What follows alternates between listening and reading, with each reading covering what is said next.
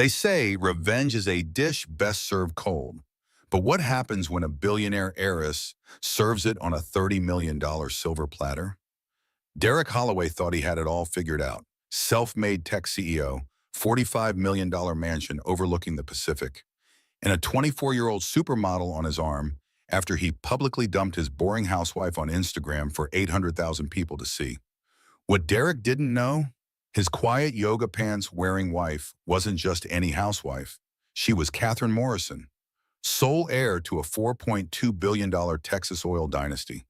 And every major contract he'd ever landed, every door that had opened for his so-called self-made empire, she'd made one phone call.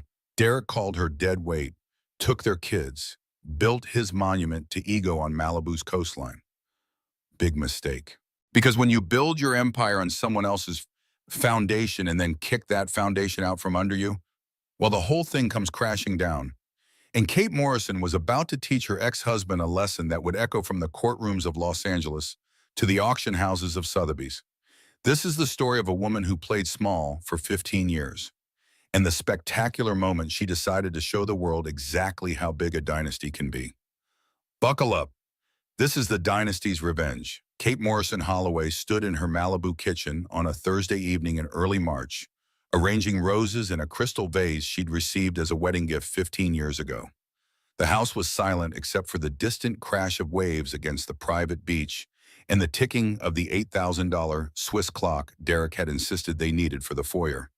She checked her watch. 7:30. Derek would be home any minute for their anniversary dinner. The table was set with their wedding china, the Wedgwood pattern they'd registered for back when they were young and in love and believed in forever. Candles flickered in silver holders that had been her grandmother's. She'd made his favorite meal, pan-seared salmon with roasted vegetables and garlic mashed potatoes. A bottle of the Bordeaux they'd shared on their honeymoon in France sat breathing on the marble counter, ruby red in the soft kitchen light.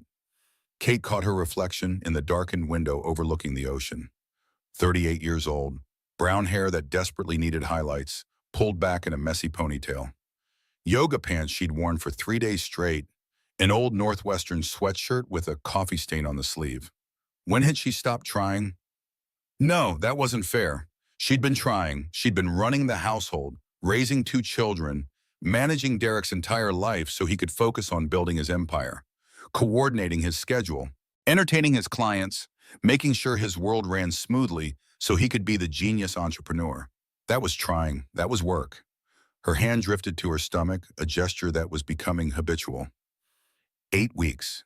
She'd taken 3 tests to be absolutely sure, watching those 2 pink lines appear with a mixture of joy and trepidation. Tonight she'd tell him, their 3rd child. Maybe this would bring them back together, close the distance that had been growing between them for the past 2 years. Maybe this baby was exactly what they needed to remember why they'd fallen in love in the first place. She'd wrapped the pregnancy test in a small blue Tiffany box with a silver ribbon. It sat next to his plate at the head of the table, waiting. The ultimate anniversary surprise. The front door opened with a bang that echoed through the 12,000 square foot house. Derek's voice rang out through the foyer, loud and confident, but he was talking on his phone. Always on his phone. No, Marcus, tell them 5 million minimum, or we walk away from the table. I'm Derek Holloway. I don't negotiate with lowball offers. We hold the cards here, not them. He appeared in the kitchen doorway, 6'2" of expensive suit and designer cologne, still deep in conversation, not seeing the dinner or the candles or the woman who'd spent 3 hours preparing everything. Kate, where's my blue Tom Ford suit? He asked, phone still pressed to his ear. I have the Goldman Sachs pitch tomorrow morning at 8. It needs to be pressed. She opened her mouth to answer, but he was already scrolling through emails on his phone with his free hand. Hold on, Marcus, he said into the device. Then to Kate, barely looking at her. The suit? Cleaners, Kate said. I picked it up this afternoon. It's in your closet. Derek, did you remember what today is? He looked up, distracted, his mind clearly 3 meetings ahead. Thursday? Kate's smile crumbled like old paper. It's our anniversary, 15 years. Understanding flashed across his face, followed almost immediately by irritation. Not guilt, not remorse. Irritation that she was adding another thing to his mental load. Oh, babe, I'm sorry. The IPO is in 3 weeks. Everything's absolutely insane right now. Goldman wants to move on the filing, and the timing is critical. Can we do this celebration thing next month? I'll take you to Paris. First class. The George Cinq. The whole romantic thing, I promise. Sure. Kate's voice came out flat, emotionless. Next month. You're the best. I knew you'd understand. He was already walking away, phone back to his ear. Love you, Marcus? Yeah, I'm back. Tell them we need the valuation at 2 billion or no deal. His voice faded as he climbed the stairs to his home office. Kate stood alone in her perfect kitchen with her perfect dinner and her increasingly imperfect marriage. She looked at the small blue Tiffany box sitting by his plate, the box containing news that would change everything. She blew out the candles one by one, watching the smoke curl up toward the vaulted ceiling. She put the food away in matching Tupperware containers, the salmon already starting to congeal. The wine went back in the rack. The table settings went back in the china cabinet. The box went into her pocket, a small hard rectangle against her hip. It wasn't the first forgotten anniversary. Last year he'd been in Singapore for a pitch. The year before that he'd remembered at midnight and ordered flowers that arrived 3 days late. But something about tonight felt different. Something about the casual dismissal, the way he couldn't even be bothered to fake caring, told Kate that she'd reached the end of something. She just didn't know yet how catastrophic that ending would be. The next morning, Kate brought coffee to Derek's home office at 6:30, the way she'd done every morning for 15 years. He'd fallen asleep at his desk again, his laptop still glowing with spreadsheets and pitch decks and revenue projections. Empty energy drink cans littered the mahogany surface. His phone sat face up next to his keyboard, screen dark but pulsing with notification lights. Kate set the coffee down carefully, trying not to wake him. He looked younger when he slept, more like the ambitious 25-year-old mechanic's son from Bakersfield she'd fallen in love with at Northwestern. Before the money, before the mansion, before everything had gotten so complicated. His phone buzzed with an incoming text. The screen lit up. Kate glanced down automatically, then froze. The name read Scarlett, with a red lipstick emoji. The preview text made her stomach drop. Last night was amazing. Can't wait to see you in Miami this weekend. I miss you already, baby. Her hand shook. Coffee sloshed over the rim of the mug, the hot liquid burning her fingers. But she barely felt it through the sudden roaring in her ears. She shouldn't look. She should wake him up and ask like a mature adult. Have the conversation they needed to have.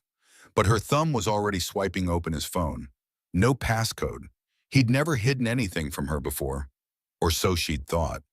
The text chain loaded, message after message after message, scrolling up the screen. You're incredible. Never felt this alive with anyone. When are you leaving her? I'm getting impatient, baby. Soon, I promise. She's dead weight anyway, no ambition, no fire, just yoga pants and carpool. LOL dead weight. That's harsh but accurate. You deserve someone who matches your energy. I know, this IPO changes everything. Once we close the Goldman deal, I'm filing for divorce. Kate's vision narrowed to a tunnel. The coffee mug slipped from her numb fingers and shattered on the hardwood floor with a crash that sounded like a gunshot in the quiet house. Derek jolted awake, papers flying. Jesus Christ, Kate! Who's Scarlett?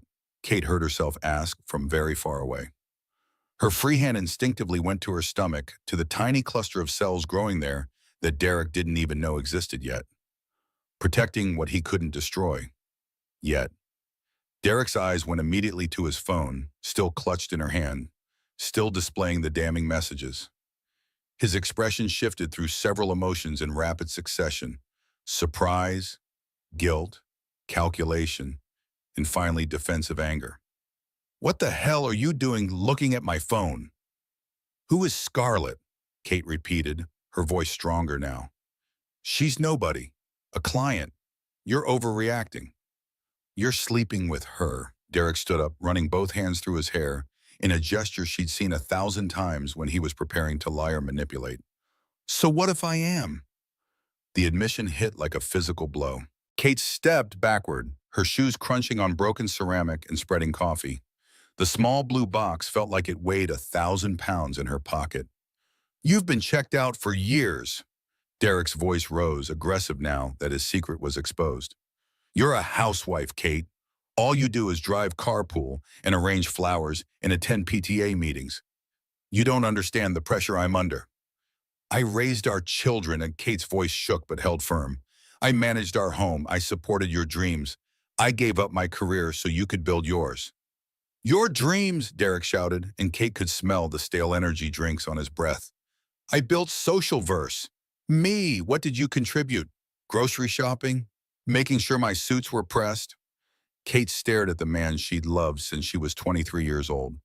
The mechanic's son from Bakersfield who'd promised her the moon and stars and forever.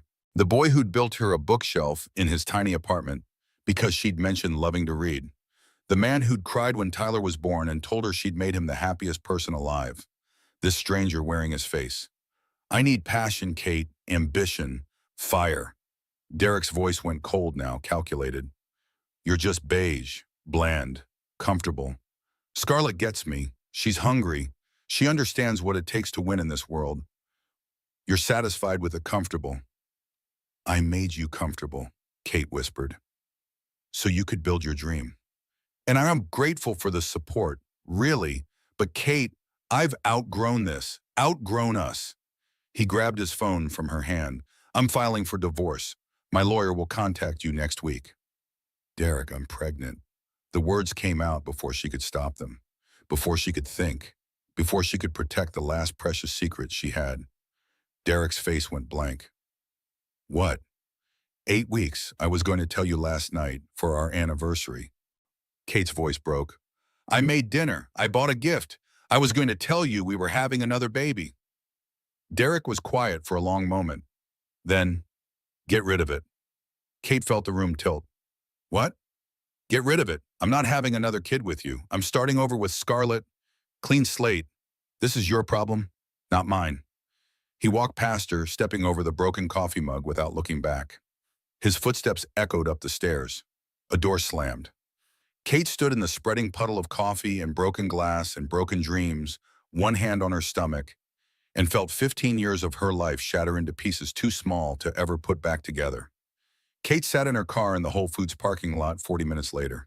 She'd driven there on autopilot, her brain too shocked to process where she should go or what she should do. The steering wheel blurred through tears she didn't remember starting to cry. Dead weight, beige, get rid of it. 15 years of making herself small so Derek could feel big. And these were the words he chose. These were the memories she'd carry forever. Her phone buzzed, a text from Derek. Staying at the Bel Air tonight. Need space to think, don't wait up. Kate laughed, a bitter sound that came out more like a sob. He needed space. He'd been getting plenty of space in Miami with Scarlett. In hotel rooms. In her bed.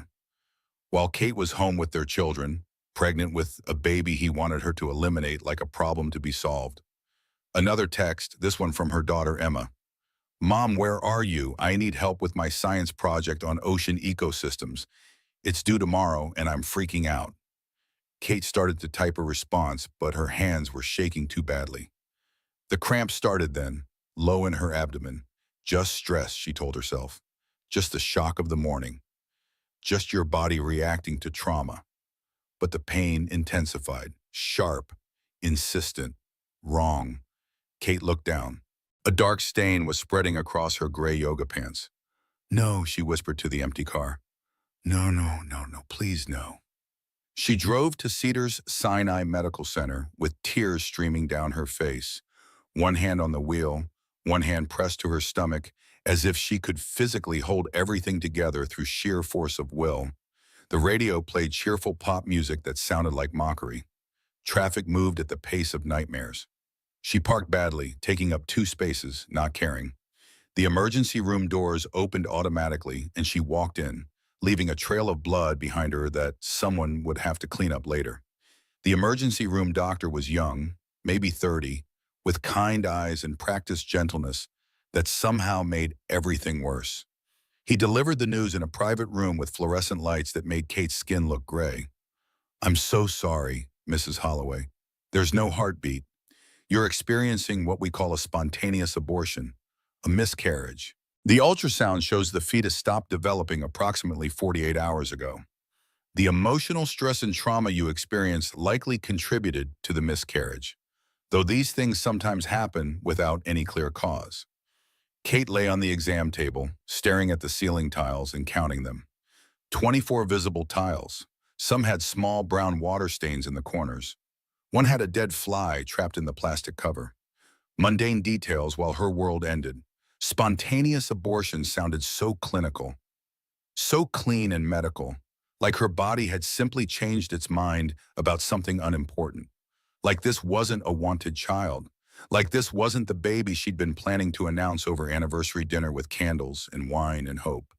But Kate knew the truth. Derek's words had killed this child as surely as if he'd struck her. Dead weight, get rid of it. The venom he'd poured into her ears had poisoned everything. Is there someone we can call? The doctor asked gently. Your husband? A family member? Kate's laugh came out as a sob. No, there's no one. She was wrong about that. After the procedure, after the paperwork, after they'd surgically removed from her body the child she'd carried for 8 weeks and loved for longer, Kate sat alone in her car in the hospital parking lot and called her father. It was 1 in the afternoon, Thursday, her anniversary, the day that had started with such hope. Katie girl, Big Jim Morrison's Texas drawl usually made her smile.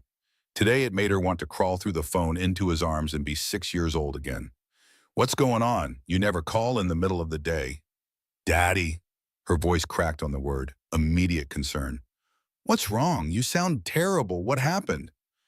Derek's leaving me for a 24-year-old model named Scarlett. Kate's voice was hollow, scraped clean of emotion. And Daddy, I was pregnant, 8 weeks. I told Derek this morning, and he told me to get rid of it.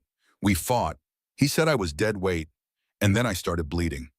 I lost the baby today at the hospital. The doctor said it was stress-induced. He killed our baby without even meaning to. He killed it with his words. Silence on the other end. Then her father's voice, low and more dangerous than she'd ever heard it. That son of a bitch. Katie, where are you right now? Tell me where you are, and I'm getting on my plane this second. Hospital parking lot, Cedars-Sinai. You drove yourself? You're alone? Yes. Baby girl, I'm going to need you to drive to the ranch house in Santa Monica. Can you do that? The one we keep for when I'm in LA. You remember where it is? Yes. I need you to promise me you'll drive straight there. Don't go home. Don't see Derek. Just go to the ranch house and wait for me. Can you promise me that? Okay. Katie, before you go, I need to ask you something. Big Jim's voice gentled. The social verse contract. The Morrison Oil account. That was because of you, wasn't it? You asked me to help Derek 15 years ago. The pause told him everything. Daddy, you know it was. Every contract, Austin Medical Group, Texas Real Estate Network, Dallas Tech Consortium, all of them, every single one. Her father's voice carried the weight of confirmation. You called me 15 years ago. You'd just gotten engaged. You said, Daddy, my fiance has a brilliant idea for a social media analytics platform, but nobody will take a meeting. He's from Bakersfield. He doesn't have connections. Can you help? I made the calls. I vouched for him. I opened every door he walked through because you asked me to, because you loved him. Kate leaned her forehead against the steering wheel, watching her tears fall onto her lap. He thinks he did it himself. Men like Derek need to believe they're self-made. I let him believe it. For you. Because you asked me to let him have his pride. She thought about the Instagram model, the cruel words, dead weight, beige, get rid of it. 15 years of making herself small so Derek could feel big. 15 years of hiding her family's wealth and power because she'd wanted to be loved for herself. And now a child lost because his cruelty had created a stress her body couldn't survive. Pull the contracts, Kate said. Katie, that'll destroy his company. He'll lose everything. He called me dead weight. Steel entered her voice for the first time. He said I contributed nothing. He told me to get rid of our baby. And today, while he was probably texting her, planning his new life, I lost our third child alone in a hospital. Pulls the contracts, all of them. I want to watch him fall. Her father's pride came through the phone. There's my girl. That's my Katie. I'll make the calls tonight. And Daddy, I'm done hiding. I'm coming home to Texas. It's time to stop being small. It's time to show Derek Holloway exactly who he married. She hung up and looked at herself in the rearview mirror. Catherine Elizabeth Morrison, sole heir to a $4.2 billion Texas oil dynasty, Wharton MBA that she'd earned while Derek was building his startup, board member of 12 major corporations, daughter of one of the most powerful men in Texas. She'd spent 15 years playing housewife, wearing yoga pants, driving carpool, pretending to be ordinary. That ended today. You wanted a queen, Derek? She said to her reflection. You wanted passion and fire and ambition? I'll show you what a dynasty looks like when you wake it up. She started the car and drove to the ranch house, one hand on the wheel, one hand on her stomach, mourning the child Derek would never know about and the marriage that had died along with it. 2 weeks after the confrontation in Derek's office, Kate was helping Tyler pack for his 8th grade field trip to Sacramento when her world imploded for the second time. She was still bleeding. Not heavily anymore, but the doctor had said it could take up to 4 weeks for her body to fully recover from the miscarriage. Every cramp reminded her of what she'd lost. Every twinge was a memorial, what Derek had cost her with his cruelty. Mom, are you okay? Tyler asked, his 14-year-old face creased with concern. You've been kind of sick for a while. Is it the flu or something? I'm fine, sweetie. Kate forced a smile that didn't reach her eyes. Just a stomach bug that won't quit. Nothing to worry about. Tyler's phone buzzed on his bed. He picked it up and his face went pale as milk. Mom, he said quietly. Mom, don't look at Instagram. But Kate's phone was already exploding with notifications. Dozens. Hundreds. The buzzing wouldn't stop. A swarm of digital wasps attacking her from every angle. She opened the app with shaking hands. Derek's post filled her screen. Him and a blonde goddess kissing on a yacht. Mediterranean blue water sparkling behind them like scattered diamonds. The woman was everything Kate wasn't. 24 years old, 6 feet tall, poured into a gold bikini that probably cost more than Kate's monthly grocery budget. Long platinum hair, perfect body, Instagram face, the kind of woman who made other women feel inferior just by existing. The caption read, New chapter with my queen, finally living my truth, when you know, new beginnings, upgrade, living my best life, no regrets, real love. 847,000 likes in 3 minutes. Kate scrolled through comments, each one a knife sliding between her ribs. OMG, power couple goals. His wife was so basic anyway. This is a major glow up. Yes, King, get your happiness. You deserve this. The upgrade is real, from frumpy to fabulous. She looks like a Kardashian and his ex looks like a soccer mom. No contest. Poor old wife never stood a chance, lol. Her phone rang. Emma, her 11-year-old daughter, calling from her friend Madison's house where she was supposed to be sleeping over. Mommy? Emma was sobbing so hard Kate could barely understand her. Everyone's saying Daddy has a new family. Madison's mom showed her the Instagram, and Madison showed everyone. All my friends are asking if Daddy's leaving us for that lady. Is it true? Is Daddy really leaving us? Baby, I'm coming to get you right now. I'm leaving in 30 seconds. Tyler's phone rang. He put it on speaker without asking permission. Marcus Washington, Derek's business partner and co-founder, sounded furious. Kate, I'm so sorry. I had no idea he was going to post that. I'm at the office right now and he's popping champagne with investors, acting like he just won the lottery. I tried to stop him. I told him this was wrong. He wouldn't listen. In the background, Kate heard Derek's voice, drunk and triumphant. To new beginnings, out with the old, in with the gold. To gorgeous women and second chances. Laughter, cheers, the sound of grown men celebrating her humiliation. The sound of her marriage becoming a punchline at a party she wasn't invited to.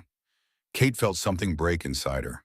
Not her heart, that was already shattered, stomped on, ground into dust. This was different. This was the last thread of mercy snapping, the final restraint dissolving. The moment when a woman who'd been trying to be reasonable decided that reasonable was overrated. "Tyler, get in the car," Kate said quietly, her voice deadly calm. "We're getting your sister. Now." They drove to Madison's house in Pacific Palisades in complete silence. Emma climbed in the back seat, still crying, mascara running down her face. Kate drove without speaking, her hands steady on the wheel even though her whole world was burning down.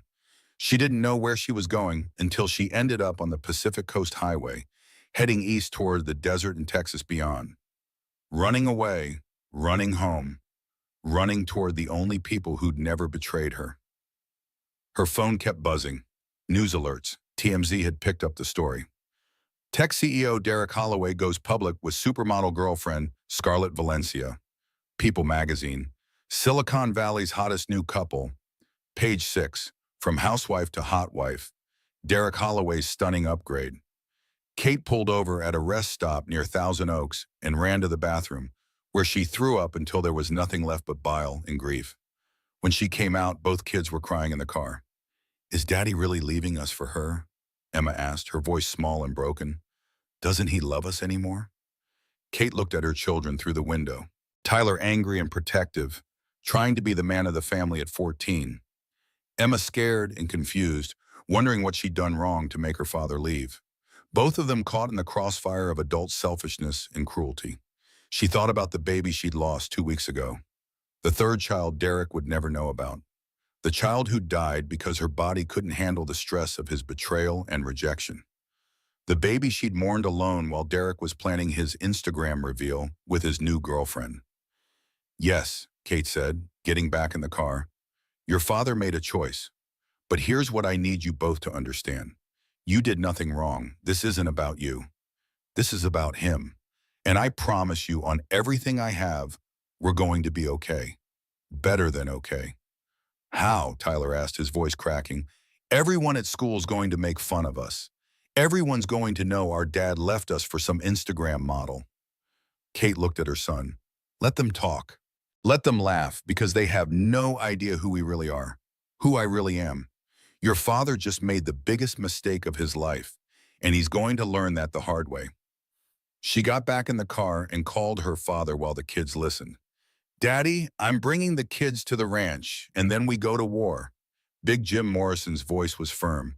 "I've been waiting for this call. The plane's ready. How fast can you get to Van Nuys Airport?" 2 hours.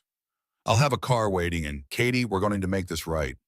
"No, Daddy, we're not making it right. We're making it legendary." The Morrison Ranch sat on 50,000 acres of West Texas scrubland, 40 miles outside of Dallas. Oil derricks dotted the horizon like mechanical grasshoppers, pumping black gold that had built hospitals and universities and political careers. The main house was a sprawling limestone structure that had been in the family since 1952, expanded over the decades but keeping its original character. Long porches, high ceilings, the kind of generational wealth that didn't need to announce itself. Big Jim Morrison stood on the front porch at sunset as the Morrison private jet landed on the ranch's airstrip. 68 years old, 6'3" even with the slight stoop age was giving him silver hair under a black Stetson, boots polished to a mirror shine.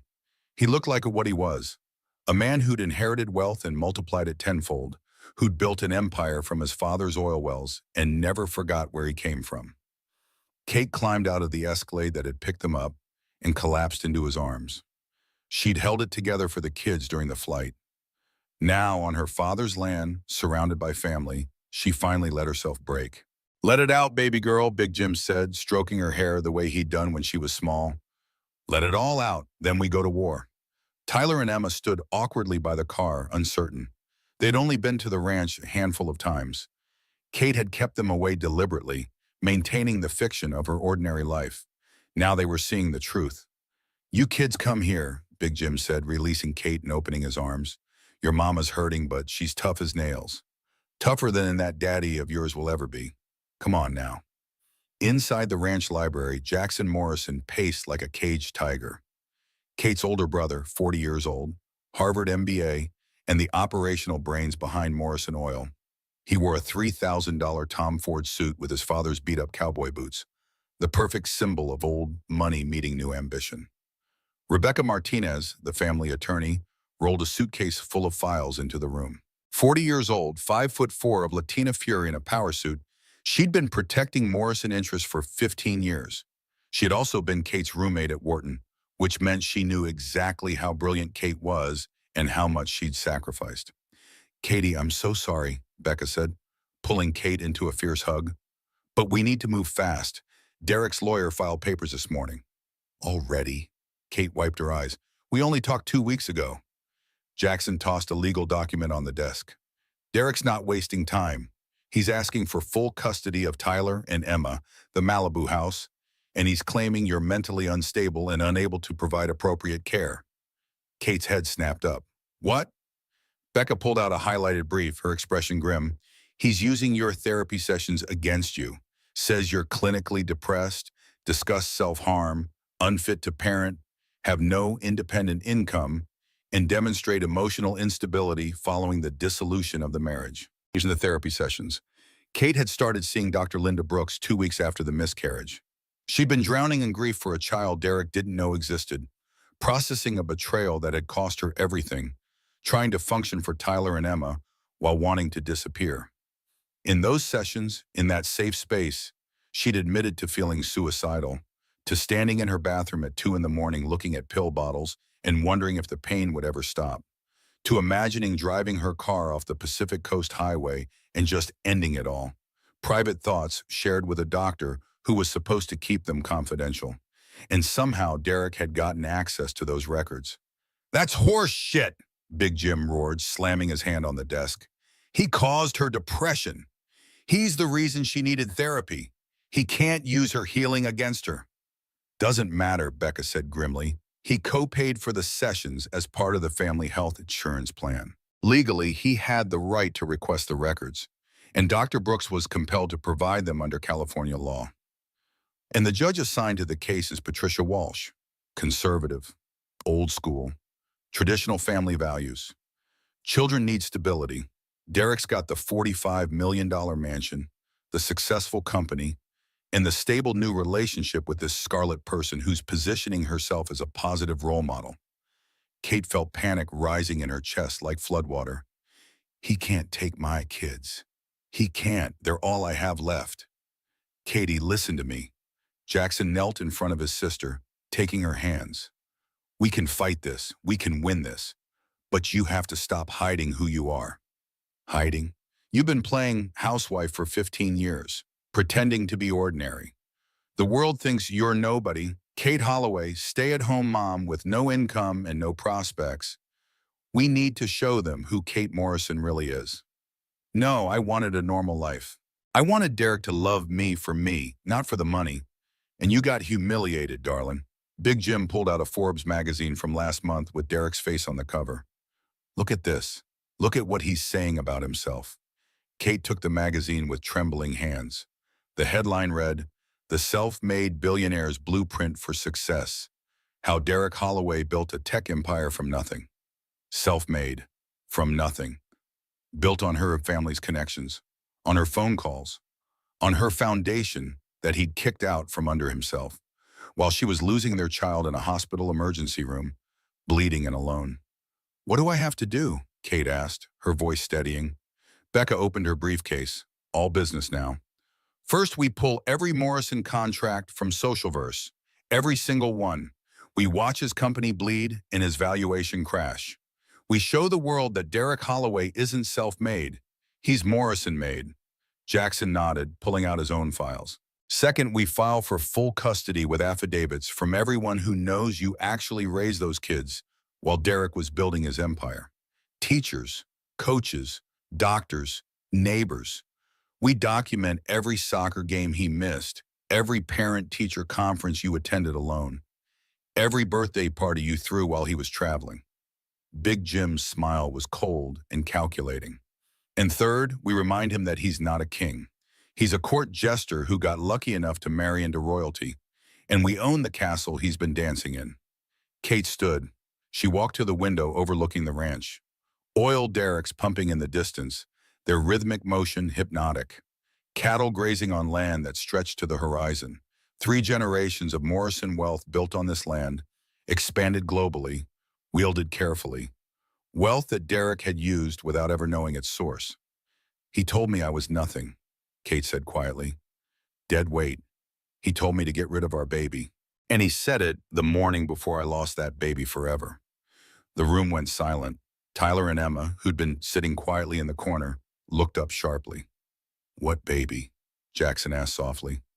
Kate turned to face her family, her father, her brother, her lawyer, her children who deserved to know the truth. I was 8 weeks pregnant on our anniversary. I was going to tell Derek that night. I'd made his favorite dinner. Bought a special gift. I was so happy. Her voice cracked, but she pushed through. Instead, I found out about the affair. We fought. He told me I was worthless, that he'd outgrown me, that I was dead weight. And then he said he was filing for divorce. I told him about the baby, and he told me to get rid of it. That afternoon, I started bleeding. I drove myself to the hospital. The doctor said the miscarriage was stress-induced. I lost our baby because of what he said to me. Emma was crying openly now. Tyler's face had gone pale, his hands clenched into fists. Big Jim's face went white with rage. He doesn't know? I never got the chance to tell him I'd lost it. And now, Kate's voice turned to steel. He never will. That's my pain, my loss, my child who died, mine. He doesn't get to know what he cost me. That's a grief he doesn't get to share. Then let's make him pay for what he does know he did, Becca said quietly. Let's make him pay for every cruel word, every dismissal, every moment he made you feel small. Kate looked at each of them. Her father, who'd built an empire. Her brother, who'd expanded it. Her lawyer, who'd protected it. Her children, who deserved to see their mother fight back. The dynasty she'd hidden from for 15 years because she'd wanted to be loved for herself, not her money. Burn it down, Kate said, all of it.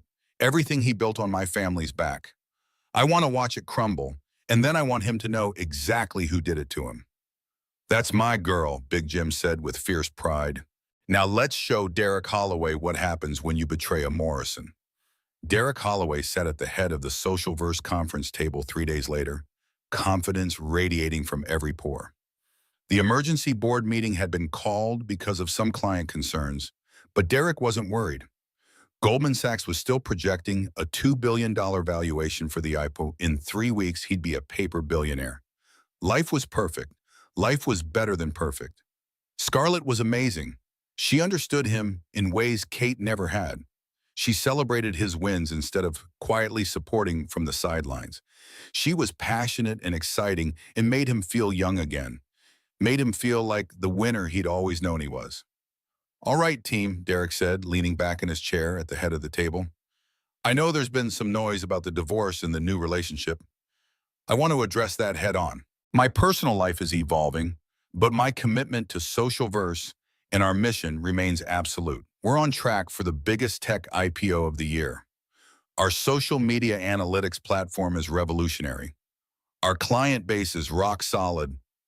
Goldman Sachs is ready to move forward. Nothing's changed except my happiness level. A few uncomfortable chuckles around the table. Marcus Washington, his co-founder and CTO, wouldn't meet his eyes. Actually, Derek, that's why we're here, Marcus said quietly. Things have changed. Derek's smile faded. What do you mean?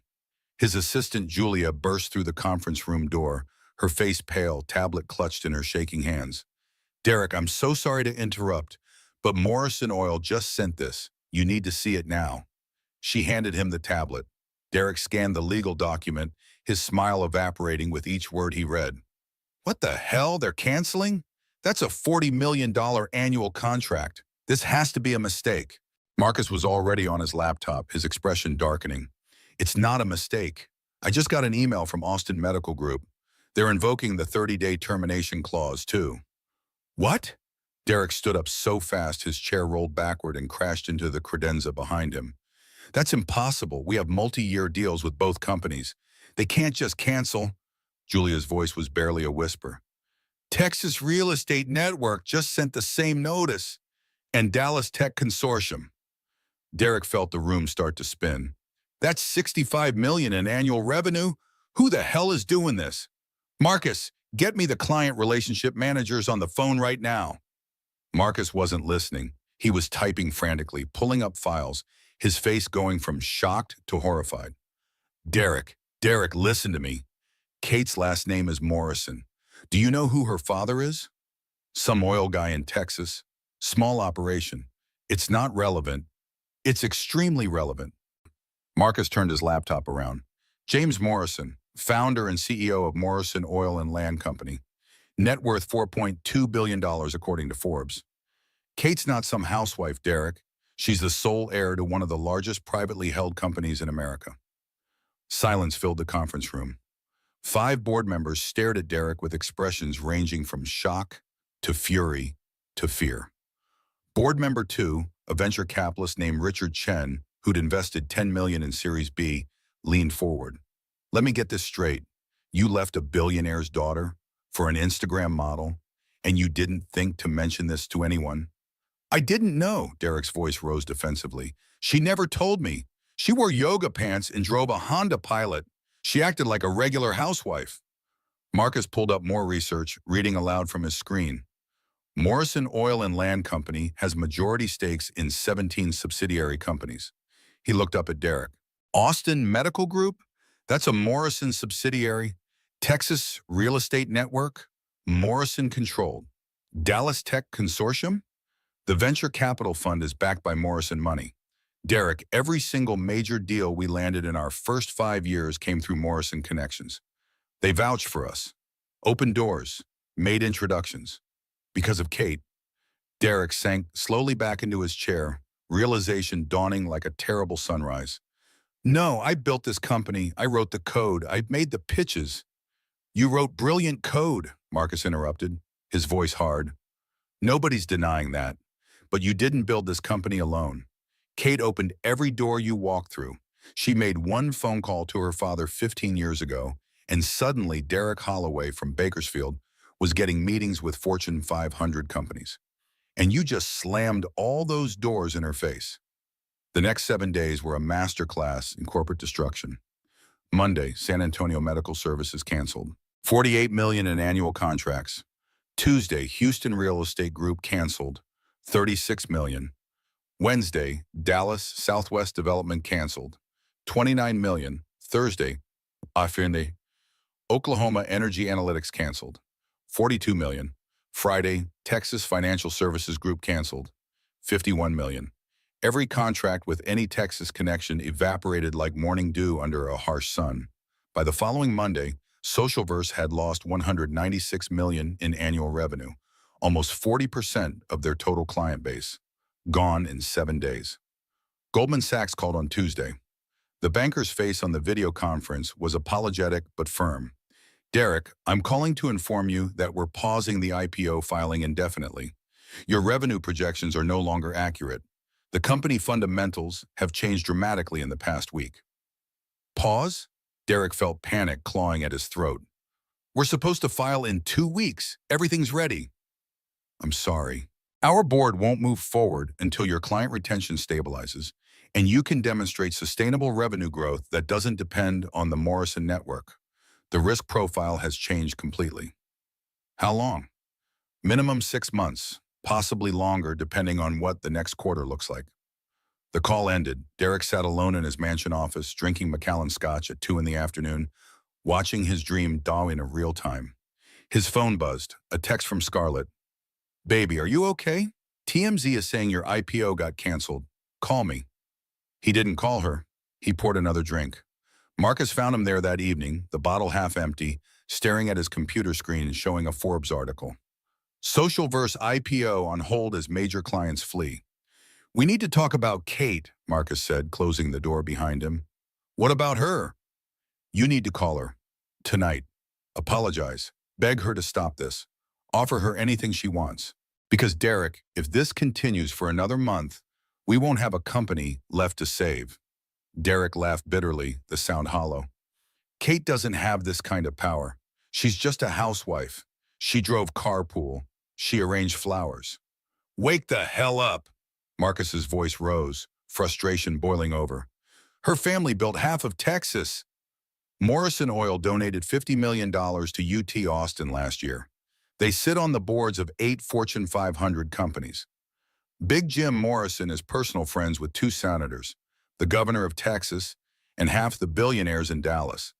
Kate's not some scorned housewife getting petty revenge. She's a dynasty, and you pissed her off in the worst possible way. Derek stared at his best friend, the truth finally penetrating his alcohol-soaked denial. He'd built his entire company on sand. Kate had been the bedrock, and he'd kicked it out from under himself because she didn't stroke his ego enough, because she wore comfortable clothes, because she'd chosen to be a mother instead of chasing her own ambitions. "What do I do?" Derek asked. And for the first time in his adult life, he had no plan, no angle, no pitch. Marcus shook his head slowly. "Pray she shows mercy, because right now you're watching everything we built disappear. And it's entirely your fault. You didn't just cheat on your wife, Derek. You betrayed the woman who made your entire life possible. And now she's taking it all back." That night, Derek tried calling Kate.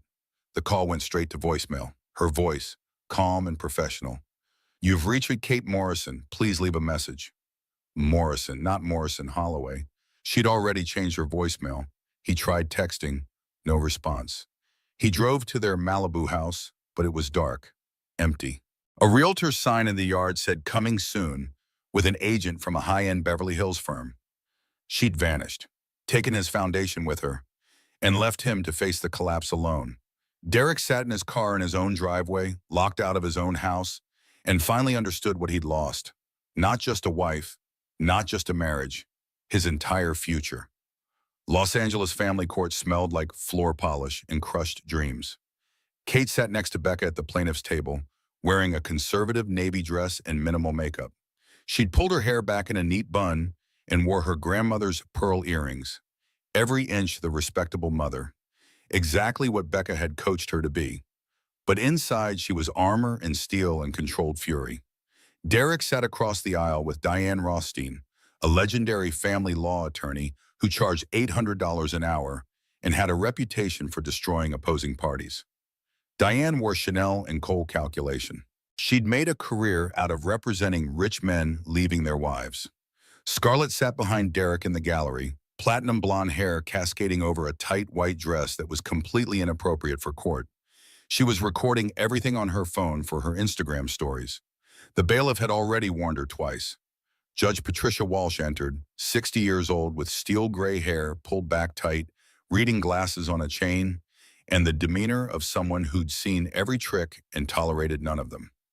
Everyone stood. "Be seated," Judge Walsh said. "We're here for preliminary custody determination in the matter of Holloway versus Morrison. Ms. Rothstein, present your case." Diane stood with practiced grace, her movements calculated for maximum impact. "Your Honor, thank you. Mr. Holloway is a successful entrepreneur who, despite recent business challenges, maintains substantial assets and provides a stable, 2-parent household environment." Yeah. Morrison Holloway, while undoubtedly well-meaning, has a documented history of clinical depression, no independent income, and has demonstrated concerning emotional instability following the dissolution of the marriage. Becca shot to her feet. "Objection. There's no evidence of instability. Exhibit A, Your Honor." Diane slid a thick document across to the bailiff, who delivered it to the judge. Therapist notes from Dr. Linda Brooks indicating that Ms. Morrison Holloway discussed suicidal ideation on 3 separate occasions. The notes document that the client expressed thoughts of ending her life, stood in her bathroom contemplating various means of suicide, and questioned whether her children would be better off without her. Kate felt her face burning. Those sessions were supposed to be sacred, confidential. She'd been working through the devastating loss of a pregnancy Derek didn't even know about, processing a betrayal that had shattered her world, trying to survive each day for her children's sake. "Those therapy records are privileged," Becca argued forcefully. "My client has a reasonable expectation of privacy. Mr. Holloway co-paid for the sessions as part of the family health insurance plan," Diane countered smoothly. "Under California law, he had legal standing to request the records, and Dr. Brooks was compelled to provide them. Furthermore, Your Honor, Ms. Morrison Holloway has no employment history spanning 15 years, no independent means of financial support, no professional credentials or licenses, and is entirely dependent on spousal support for her survival. She has no ability to provide the level of stability and resources these children require. Kate leaned toward Becca and whispered urgently, "That's not true. I have my trust fund. I have the Morrison inheritance. I have board positions." "I know," Becca whispered back, "but we can't reveal your assets yet without blowing the entire strategy. We need Derek to think he's winning until we're ready for the full reveal. Trust me." Judge Walsh frowned, looking at the documents. "Ms. Martinez, does your client have any independent income whatsoever?" "Your Honor, we're not at liberty to disclose all financial details at this preliminary hearing. The full financial picture will be presented at the final custody determination." "That sounds like a no." The judge turned to Derek. "Mr. Holloway, do you have remarks you'd like to make?" Derek stood, and Kate could see he'd practiced this. The vulnerable expression, the concerned tone, the caring ex-husband who just wants what's best for everyone. He'd probably rehearsed in front of a mirror. "Your Honor, I want to be very clear about something. I love Kate. She's the mother of my children. I'll always care about her. But she's lost right now, deeply depressed. I've tried to help her, tried to encourage her to seek proper treatment, but she refuses intensive therapy. She's not stable enough to provide the structure and guidance Tyler and Emma need during this difficult transition." "She's 24 years old." Kate couldn't help herself, the words bursting out. "Your girlfriend is 24, Judge Walsh's gavel cracked like a gunshot. "Ms. Morrison Holloway, you'll have your chance to speak when I call on you. Another outburst and I'll hold you in contempt." Derek continued, his voice maddeningly calm. "Age doesn't determine maturity or capability, Your Honor. Scarlett runs a successful multi-million-dollar skincare business. She's responsible, stable, and genuinely excited to be a positive maternal figure to Tyler and Emma. The children have adjusted remarkably well to our home. Scarlett is teaching Emma about confidence and entrepreneurship. She's helping Tyler develop his social media presence. They're thriving in ways they weren't before." Kate's heart shattered into smaller pieces. Her babies, her children who she'd nursed through chickenpox and held during nightmares and taught to ride bikes and helped with homework. A stranger was going to raise them because Kate had the audacity to be sad about losing a pregnancy and a marriage in the same devastating week. "I'm issuing temporary custody to Mr. Holloway," Judge Walsh announced, her gavel poised. "Pending full hearing in 60 days. Ms. Morrison Holloway will have supervised visitation twice weekly, 3 hours per session, with supervision provided by a court-approved monitor at Ms. Morrison Holloway's expense." The gavel fell. Final. Absolute. The end of Kate's world. "Your Honor, please." Kate stood, desperation overriding all her lawyer's coaching. "I'm their mother. I've been with them every single day of their lives. I'm not unstable. I'm grieving. There's a difference. Please don't take my children from me." "My decision is final. Court is adjourned." The judge stood and left. Just like that. 15 years of motherhood dismissed in 15 minutes. Outside the courthouse, paparazzi swarmed like locusts, cameras flashing so fast it looked like lightning. Microphones thrust into Kate's face from every direction. "Kate, how does it feel to lose your kids? Is it true you had a mental breakdown? Any comment on Derek's engagement to Scarlett? Are the rumors about suicide attempts accurate?" Becca tried to shield her, pulling Kate toward the waiting town car. "No comment. Back up. Give her space." Derek emerged with Diane and Scarlett, all Hollywood smiles for the cameras. Scarlett waved like royalty, her massive diamond engagement ring catching the sunlight, designed to be photographed. Her white dress practically glowed. She dressed for maximum visual impact. "I'm just grateful the court recognized what's best for my children," Derek said smoothly to the cluster of reporters. "This has been difficult for everyone, but Tyler and Emma's welfare is our only priority. I hope Kate gets the help she clearly needs. We're praying for her healing." He climbed into an Escalade with Scarlett draped on his arm. They drove away toward their perfect life in their perfect mansion. Kate stood on the courthouse steps, cameras flashing, strangers shouting questions, crying in front of the entire world. Someone yelled from the crowd, "Smile, Kate!" You're trending on Twitter. She looked at her phone through blurred vision. Twitter was on fire. Derek Upgrade was trending #1 nationally. Hot wife glow up versus frumpy ex memes flooded her feed. Side-by-side photos. Scarlett in a tiny bikini on a yacht next to Kate in mom jeans and a ponytail at Tyler's soccer game. Captioned, "When you let yourself go and get replaced." Oddly, one tweet had 83,000 likes. This is why you don't let yourself go, ladies. Level up or get left. Kate Holloway is a cautionary tale. "I'm a joke," Kate whispered to Becca as they finally made it to the car. "I'm a national punchline." "No," Becca said firmly, taking Kate's arm and practically shoving her into the back seat. "You're about to be a legend. Get in. We have work to do." Kate sat alone in her rental apartment that night, 2 bedrooms in a dated complex in Santa Monica, half-unpacked boxes still stacked against the walls. The cheapest place she could find that was still in Tyler and Emma's school district, still close enough for the court-mandated supervised visits. She scrolled through her phone, unable to stop herself from watching the train wreck of her life play out across social media.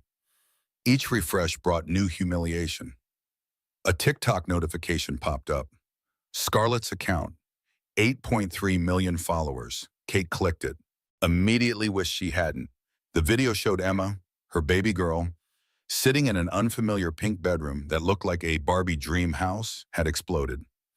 Emma was doing makeup with Scarlett, pop music playing in the background, everything bright and filtered and fake. "Hey, loves!" Scarlett's voice was aggressively chipper. "So excited to bring you this special content. Teaching my new stepdaughter-to-be how to do a glow-up transformation. Emma, show them your before photo." Emma held up a photo of herself from 3 months ago. Ponytail, no makeup, natural freckles, looking exactly like Kate at that age, looking beautiful in the way real children look beautiful. "That's me being boring like my real mom," Emma said, and Kate could hear the coaching in her daughter's voice, the way she'd been told what to say. The words were a knife between Kate's ribs, a blade twisting. "Aw, babe, we don't say boring," Scarlett laughed, but didn't contradict the sentiment. "But yes, we're upgrading from basic to glamorous. Watch this transformation happen." Kate watched her 11-year-old daughter get caked in makeup that no child should wear. Foundation 3 shades too dark, false eyelashes, contour, highlight, a face that looked 25 on a body that was barely 11. Scarlett's followers left comments by the thousands. "Yas, new mom energy, real stepmom goals." Poor kid needed this glow-up so desperately. Old mom was clearly not helping. Basic Betty got replaced by glam goddess, natural selection. "Emma looks amazing. New mom is doing God's work." Kate threw her phone across the room. It hit the wall with a satisfying crack, the screen spider-webbing into a constellation of damage. She slid off the couch onto the floor and sobbed until her throat was raw and her chest ached and she couldn't breathe. She thought about the baby she'd lost 4 weeks ago, the third child who would never get a bedroom in any house. The pregnancy that had died because Kate's body couldn't handle the stress of Derek's cruelty. The baby she'd mourned alone while Derek was planning his Instagram reveal with his new girlfriend. She thought about Tyler and Emma, who were learning that love was conditional, that mothers were replaceable, that loyalty meant nothing in the face of money and beauty and Instagram followers. She crawled to the bathroom, opened the medicine cabinet with shaking hands, stared at the prescription bottles lined up like little soldiers waiting for orders. Pain medication from the miscarriage, sleeping pills, anti-anxiety medication Dr. Brooks had prescribed, antidepressants she'd started taking 2 weeks ago. It would be so easy, so quiet. Just go to sleep and not wake up. The pain would stop, the humiliation would end. Tyler and Emma would be fine, better than fine. They had Derek and Scarlett and a mansion and unlimited money. What did they need with a depressed mother who'd lost custody anyway? Kate reached for the bottles with shaking hands, started unscrewing caps. Her phone rang from the living room, the broken screen somehow still functional. The ringtone kept going, insistent. She ignored it. It stopped. Rang again, and again, 4 times. 5. Finally, she crawled back to the living room and looked at the shattered screen. Dad, calling for the 6th time. She answered, her voice barely audible. Daddy. Katie, where are you? Becca just called, said you left the courthouse 3 hours ago, and you're not answering texts, and she's worried sick. I can't do this. Kate's words came out broken, jagged. I lost. He won. He took everything that mattered. My kids, my dignity. I'm a meme, Daddy. People are laughing at me, making jokes. Emma's calling me boring on TikTok with 8 million people watching. Tyler won't return my calls. I have nothing left. Baby, where are you right now? Tell me exactly where you are. I'm in my bathroom. I'm looking at pills. A lot of pills. And I'm thinking maybe everyone would be better off if I just took them all and went to sleep and didn't wake up. Kate Elizabeth Morrison. Big Jim's voice cut through her despair like a blade, sharp and commanding. You listen to me right now. You are not doing this. You hear me? You are a Morrison. We don't quit. We don't break. We don't let anyone tell us we're not enough. And we sure as hell don't let some garage-born wannabe who married up tell us our worth. Daddy, I'm so tired. I'm so tired of fighting, of hurting, of being alone. I know, baby. I know you're tired. I know you lost a baby and nobody knows about it except us. I know you're hurting in ways that man can't even comprehend because he's too damn selfish to see past his own reflection. But Katie, you listen to me. Listen to your daddy. You got 2 kids who need their mama, not perfect, not glamorous, not Instagram filtered. You, the real woman who taught Emma to read when she was 4, who built Tyler that treehouse with your own hands, who showed up for every soccer game and science fair and parent-teacher conference while Derek was too busy being important. Kate sobbed into the phone, her whole body shaking. They don't need me anymore. They have her now. She's better, younger, prettier, more fun. That Instagram girl ain't their mama. You are. And one day, probably sooner than you think, they're going to remember who actually loved them, who actually showed up. But Katie, they can't remember you if you're not here. You understand me? They need you alive, fighting, being their example of strength. I don't know how to fight anymore. I'm drowning. Yes, you do. You're my daughter. Fighting is in your blood, in your bones. You just forgot for 15 years because you were too busy holding up a man who didn't deserve you, making him feel big by making yourself small. Big Jim's voice softened. Baby girl, I'm getting on my plane right this second. I'll be there in 3 hours. But I need you to promise me you'll still be there when I arrive. I need you to put those pills down, walk out of that bathroom and wait for me. Can you do that? Kate looked at herself in the mirror. Mascara streaked down her face in black rivers, hair tangled and wild. Red-rimmed eyes, a woman at the absolute end of her rope, holding on by threads. She thought about Tyler and Emma, about never seeing them graduate, never meeting their future spouses, never holding grandchildren, never getting justice for what Derek had done. She put the pills back in the cabinet one by one, closed the door. I'll be here, Daddy. That's my girl. Now splash some cold water on your face, drink a glass of water, and wait for me. We got work to do. Important work. You hear me? Kate hung up. She walked back to the living room and sat on the floor with her back against the couch. She pulled out her cracked phone and looked at the TikTok of Emma one more time. This time, she noticed something she'd missed before. In the background, barely visible through the bedroom doorway, Tyler stood watching. He wasn't smiling. His arms were crossed. He looked uncomfortable, angry. You know, her son, still on her side, still seeing through the performance. Kate stood up slowly. She walked to the bathroom sink and splashed cold water on her face until the mascara washed away, and she could see her own eyes clearly. Get up, Catherine, she told her reflection. Your kids need you. Your daddy's coming. Get up and fight. She was still standing there staring at herself, finding her strength, when Big Jim Morrison arrived 3 hours later with Jackson and Becca, pulled her into his arms, and reminded her what it meant to be a dynasty. We're not done, Big Jim said firmly. Not even close. That man took your kids? We're taking his empire. He humiliated you publicly? We're going to make him infamous. He called you dead weight? We're going to show him what real power looks like. You ready? Kate wiped her eyes, straightened her spine. I'm ready. Then let's go to war. Derek met Scarlett for dinner at Nobu Malibu 8 weeks after his company started hemorrhaging clients. The stress was showing in ways he couldn't hide anymore. He'd lost 15 pounds he couldn't afford to lose. Aged 5 years and 2 months. Started drinking every night to fall asleep and every morning to face the day. The IPO was indefinitely postponed. Goldman Sachs had withdrawn completely. 3 board members had resigned.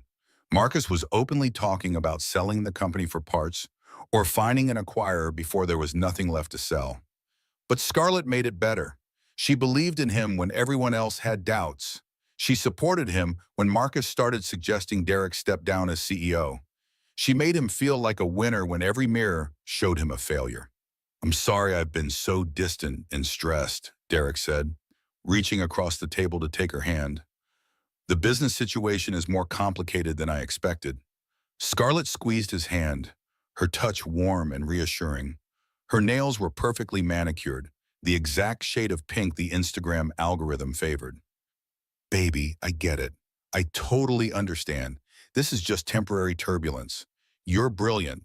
Social versus revolutionary. You just need time and resources to weather this storm. The IPO will happen, just later than planned." She pulled out her phone and showed him a spreadsheet with numbers that made Derek's eyes widen with hope for the first time in weeks. "My skincare line, Valencia Glow? The acquisition is closing next week. $8 million. After taxes and fees, I'm getting $5 million in cash." She smiled, leaning forward so her cleavage was visible. "The move calculated. And I want to invest it in social verse, in you, in us, in our future together." Derek stared at the spreadsheet, tears filling his eyes. "Scarlett, I can't ask you to do that. It's too risky. If the company doesn't turn around..." "You're not asking. I'm offering. Because I love you. Because I believe in you when nobody else does. Because I'm going to be your wife, and your success is my success. We're a team now, baby, for better or worse. And $5 million is just the beginning. Once your IPO happens, we'll both be billionaires." No one had believed in him like this in years. Kate had always been supportive, but in that quiet, background way that never felt like real enthusiasm. It was the support you gave a child learning to tie his shoes, not the worship of a woman who saw greatness. Scarlett's faith was loud and bright and intoxicating. It was exactly what Derek needed to hear. "You'd really risk everything on me?" Derek whispered, his voice thick with emotion. "It's not a risk if I know you're going to win. I can see the future, baby. You and me at the top. Scarlett and Derek Holloway. Power couple. Cover of Forbes together. The comeback story everyone's talking about." She squeezed his hand tighter. "But there's one condition. Anything. Name it." Her smile was dazzling, practiced in 10,000 selfies. "Ask me. Right now. Make it official. I need to know you're all in on us before I'm all in on your company." Derek's heart pounded. He'd been planning to propose anyway, had been carrying the ring in his pocket for 3 weeks, waiting for the perfect moment. But this felt right. Perfect timing. A business arrangement and a love story perfectly aligned. He stood up from the table and dropped to one knee right there in the crowded restaurant, pulling out the Tiffany box. Other diners turned to watch, exactly as Scarlett had known they would. "Scarlett Rose Valencia, you're the most amazing woman I've ever met. You believe in me. You see my potential. You make me want to be better. Will you marry me?" "Oh my God, yes!" Scarlett squealed loud enough for the entire restaurant to hear. "Yes, yes, 1,000 times yes." They kissed. Scarlett immediately pulled out her phone and went live on Instagram, angling the camera to show her ring, her face, Derek kneeling, the ocean sunset in the background. Every element perfectly composed. "He asked, we're engaged. I'm the luckiest girl alive. And I just invested $5 million in my future husband's company because when you find the one, you bet on him with everything." She turned the camera on Derek. "Say hi to your new fiancé, babe." Derek smiled for the throne, for her 4.2 million followers, for the world that was watching his redemption arc play out in real time. The comments flooded in instantly. "Congratulations. Power couple. True love always wins. Living for this energy. This is what real love looks like." We're going to be okay, Derek said, pulling Scarlett close as she ended the live stream. Better than okay, Scarlett replied, kissing him again for the cameras that were definitely still recording. We're going to be legendary. The $5 million from Scarlett bought Derek time. Real time. He paid critical vendors who'd been threatening to sue, made 3 months of payroll, kept the lights on at the office, caught up on the mortgage payment he'd missed on the Malibu house. Brand partnerships followed Scarlett's investment. Her Instagram presence brought opportunities Derek hadn't considered. Architectural Digest wanted a mansion spread. Good Morning America booked them for a morning show segment about power couples and blended families. Scarlett was positioning them as the ultimate comeback story. So you two found love in the midst of chaos, the GMA host said, smiling at the camera with practiced warmth. Scarlett, you've invested your entire acquisition payout into Derek's company. That's quite a statement of faith. Scarlett beamed, her hand resting possessively on Derek's knee. Authenticity is everything to me and my followers. We're living our truth, not settling for comfortable or convenient, choosing passion and potential. Derek is going to change the world with social verse. I'm just honored to be part of that journey. Derek squeezed her hand, thinking about Kate and her yoga pants and her quiet disappointment. Marcus had been completely wrong. He didn't need Kate or her family's money. He had Scarlett, and she was everything Kate wasn't. Young, ambitious, beautiful, a woman who understood what it took to win in this world. But 6 weeks later, a certified letter arrived from City National Bank. Derek opened it in his home office while Scarlett was at a photo shoot in downtown Los Angeles. He read it twice, then a third time, hoping somehow the words would magically change. Notice of default. Failure to remit payment on mortgage note for property located at 32500 Pacific Coast Highway, Malibu, California, 90265. 3 consecutive payments missed totaling $124,500. Full payment of outstanding balance of $8,200 required within 90 days or foreclosure proceedings will commence. Scarlett! Derek's voice echoed through the empty mansion. She appeared 20 minutes later, yoga mat under her arm, looking annoyed at the interruption of her routine. What, babe? I'm literally in the middle of my core workout. This better be important. The bank is foreclosing on the house. Scarlett's face went pale beneath her spray tan. She set down her yoga mat with deliberate care. What? How is that possible? You said you own this place outright. I do own it, but I mortgaged it 3 years ago to fund the Series C investment round. With all the contract losses, I've missed 3 payments. They're calling the full loan. How much do you owe them? Derek's voice was barely audible. $8,200,000. Derek! Scarlett's voice rose to a shriek that probably carried to the neighbors. I gave you $5 million 2 months ago. Where did it go? Where's my money? Operations, payroll, vendors who were threatening to sue, keeping the company alive. I can fix this. I just need to call the bank, negotiate an extension. You're going to lose this house? Scarlett grabbed her phone, already typing frantically. The one I've been posting about for 3 months? The one I've shown to 12 million people? My entire followers think we're rich, Derek.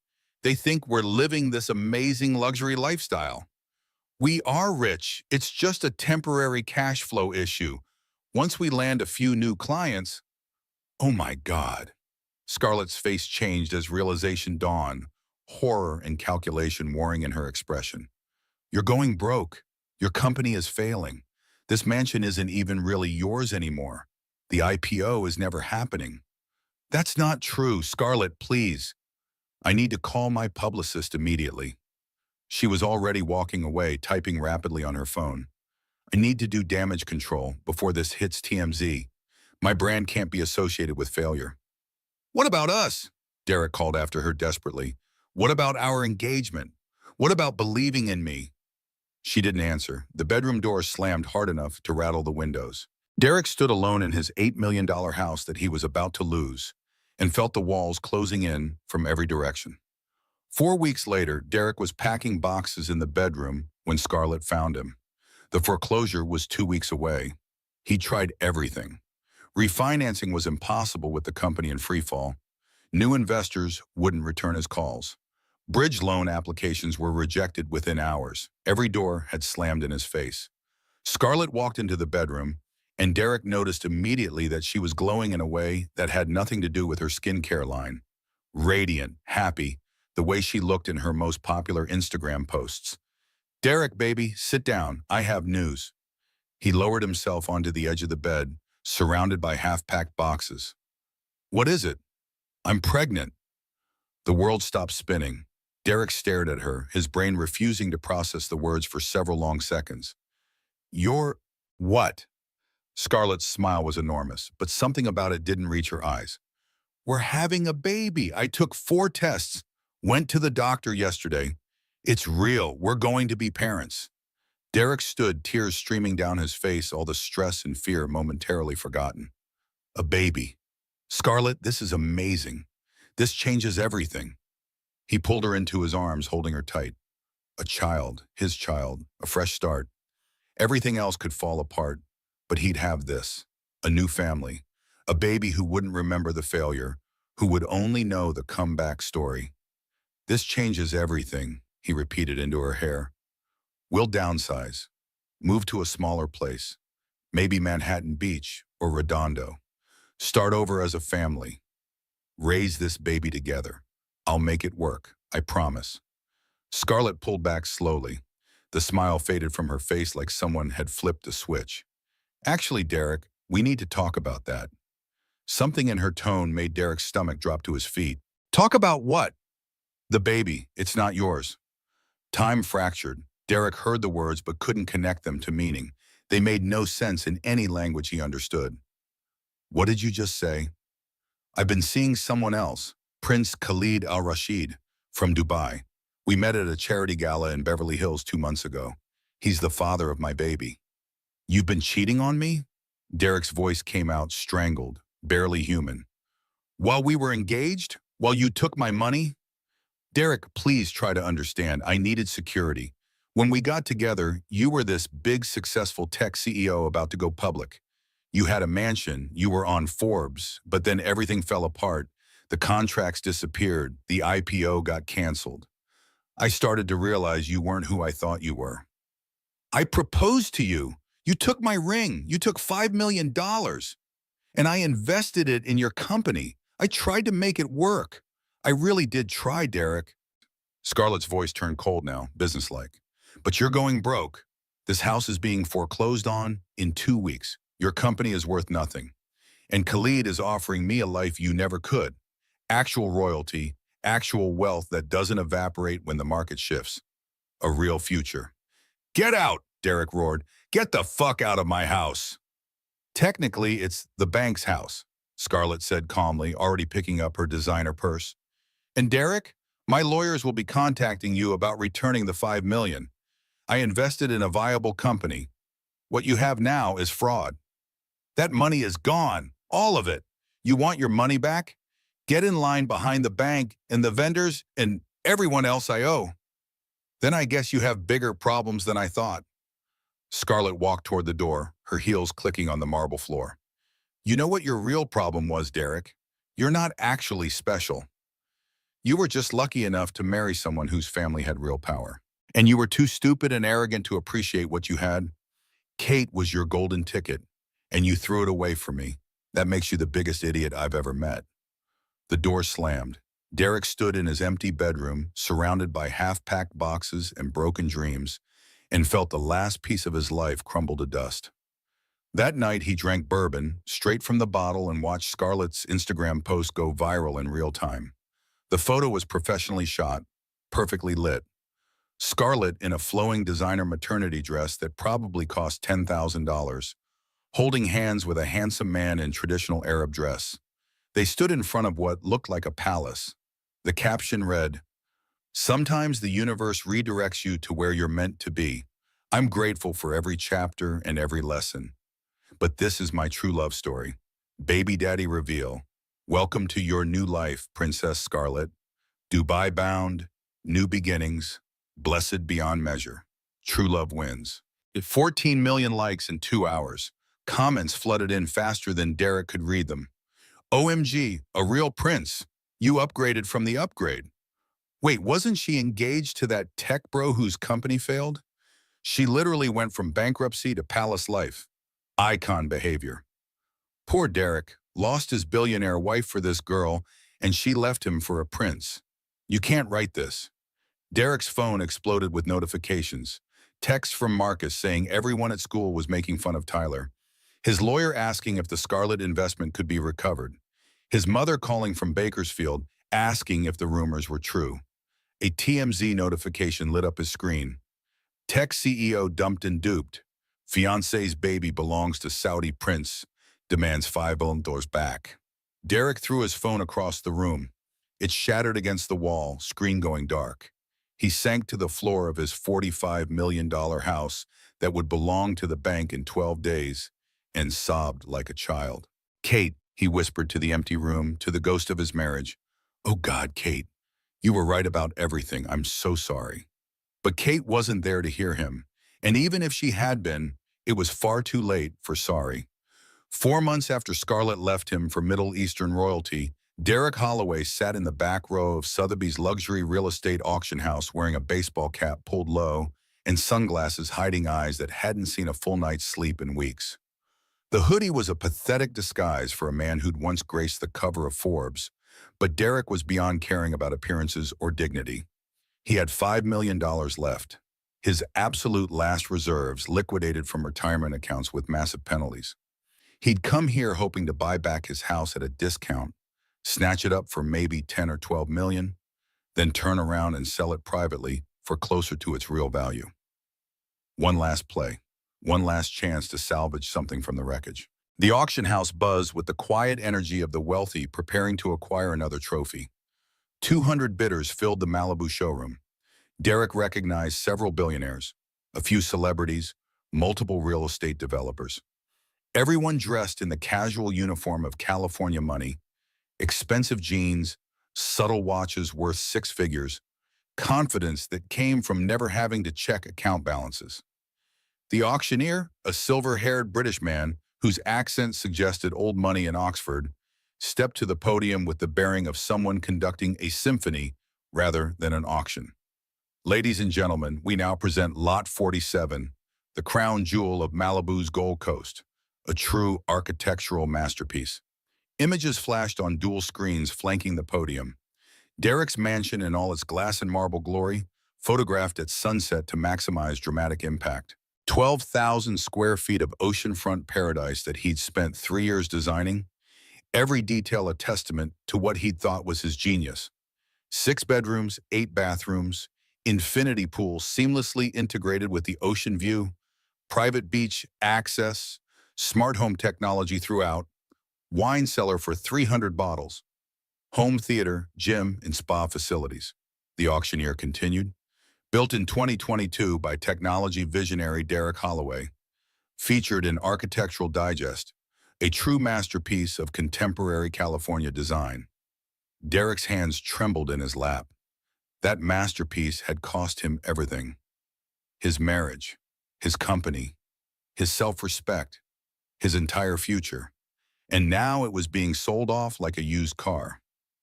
Opening bid, $15 million. Derek's stomach clenched. He'd been hoping for 10 million. 15 put it out of reach immediately. An older man in the front row raised his paddle without hesitation. 15 million. A voice crackled over the phone bank speakers, bidders calling in from other countries. 16 million from bidder 47. Derek watched helplessly as the numbers climbed. 17 million, 18 million, 19 million. His last 5 million suddenly felt pathetically small, a child's allowance at an adult's game. 22 million to bidder 12 on the floor, 23 million to phone bidder 47. The room fell silent, waiting. Derek held his breath, hoping against hope.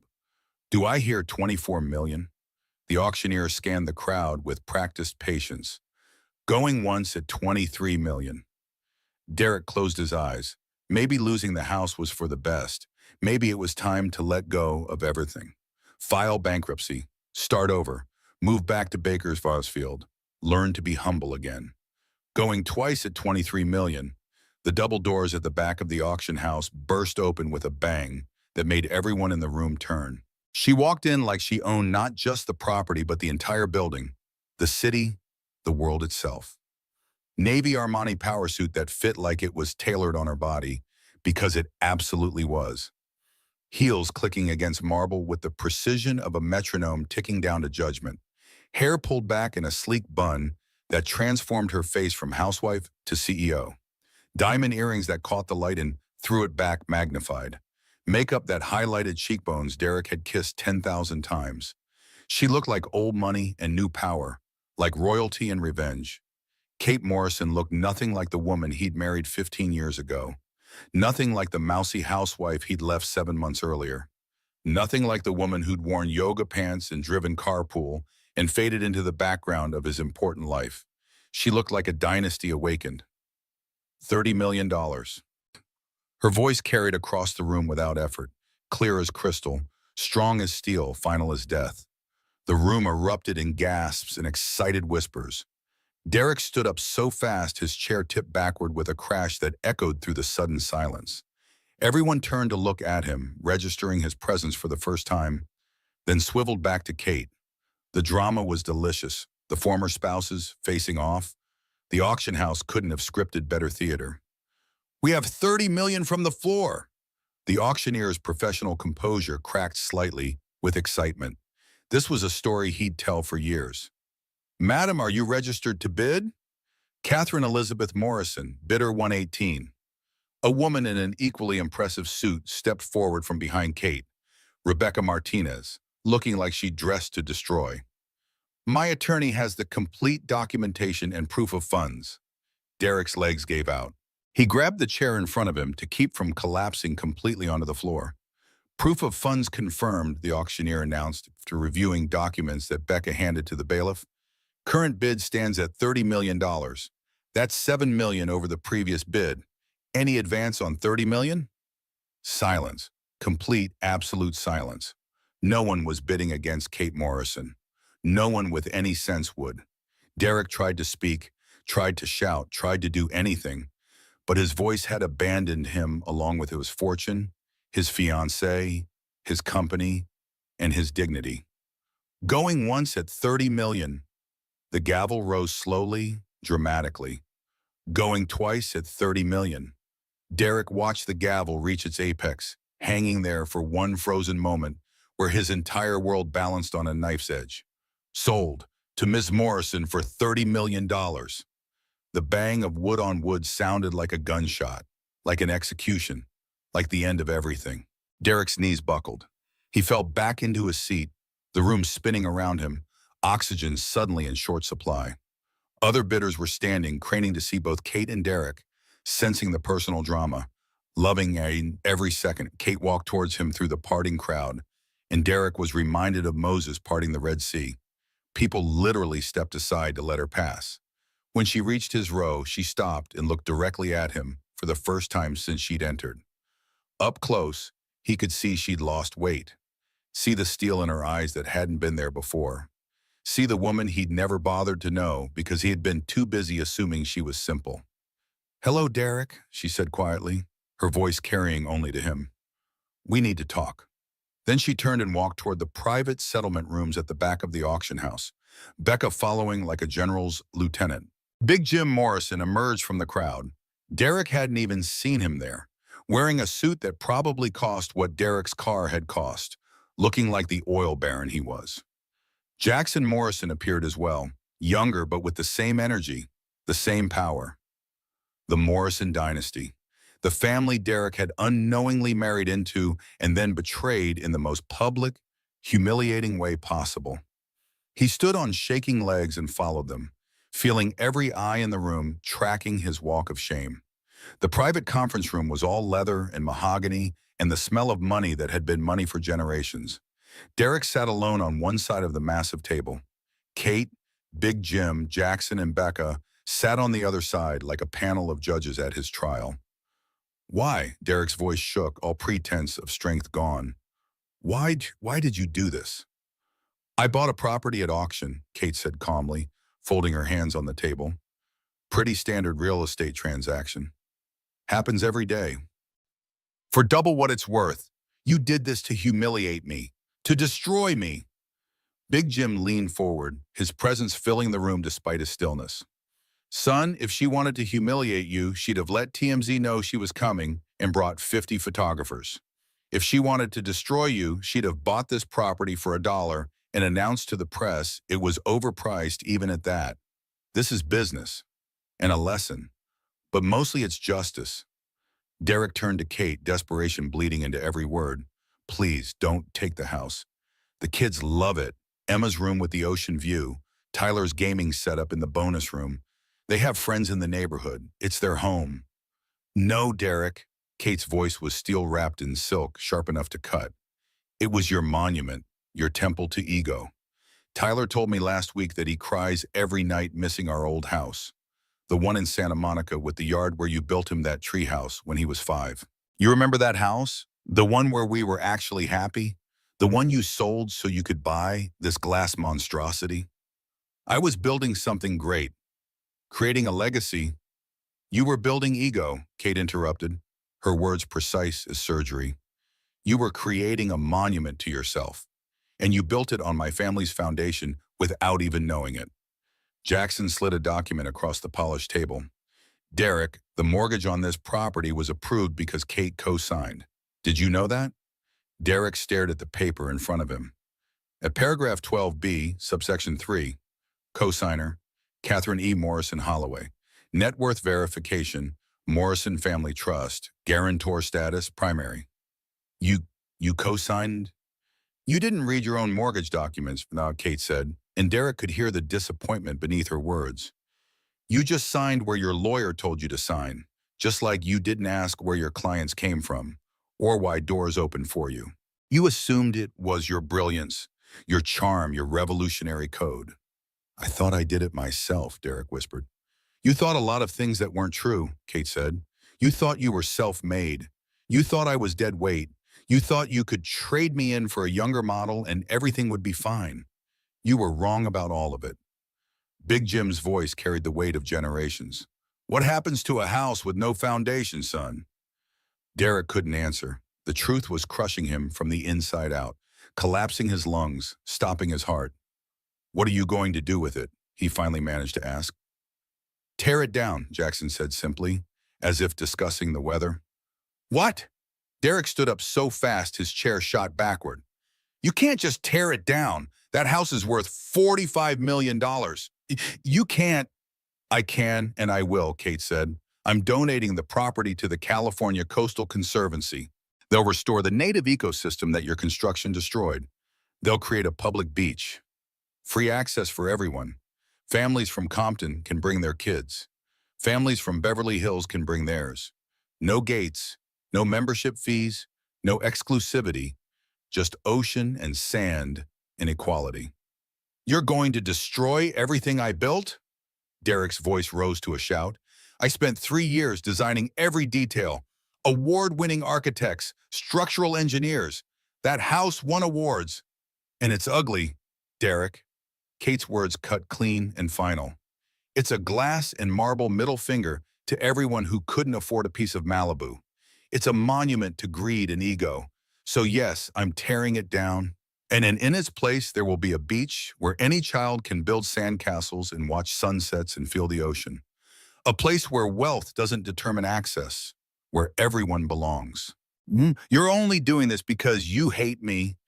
Kate's voice cut through his protest like a scalpel through tissue. I don't hate you, Derek. I pity you. You had everything. A woman who loved you when you were nobody, when you were just a mechanic's son from Bakersfield with big dreams. 2 beautiful children who thought you hung the moon and stars. A family, real connection, unconditional love. And you traded it all for a woman who left you the second your bank account ran dry. For a lifestyle you couldn't actually afford. For Instagram likes and magazine covers and the appearance of success. She leaned forward, and Derek saw something in her eyes that made him want to disappear. Not anger, something worse. Profound disappointment. You didn't lose because I destroyed you, Kate continued. You lost because you destroyed yourself. I just stopped being your foundation. And without me holding you up, the whole thing collapsed under its own weight. That's not my fault. That's yours. Derek buried his face in his hands. 7 months of consequences crashing down at once, drowning him. I'm sorry, Kate. I'm so incredibly sorry for everything. The affair, the Instagram post, taking the kids, calling you dead weight. I was cruel. I was wrong. I was so wrong about everything. Yes, you were. Can we? Derek looked up, tears streaming freely now. Is there any way to fix this? Any path back to any kind of relationship? Back to what? A marriage? What the hell? Kate's laugh was bitter. No, that's dead. I grieved it. I buried it. It's over. Then what? You just destroy everything I built and walk away? Kate stood, and Big Jim and Jackson stood with her, a united front. Becca gathered her files with the efficiency of someone who'd done this many times before. I'm not destroying what you built, Kate said.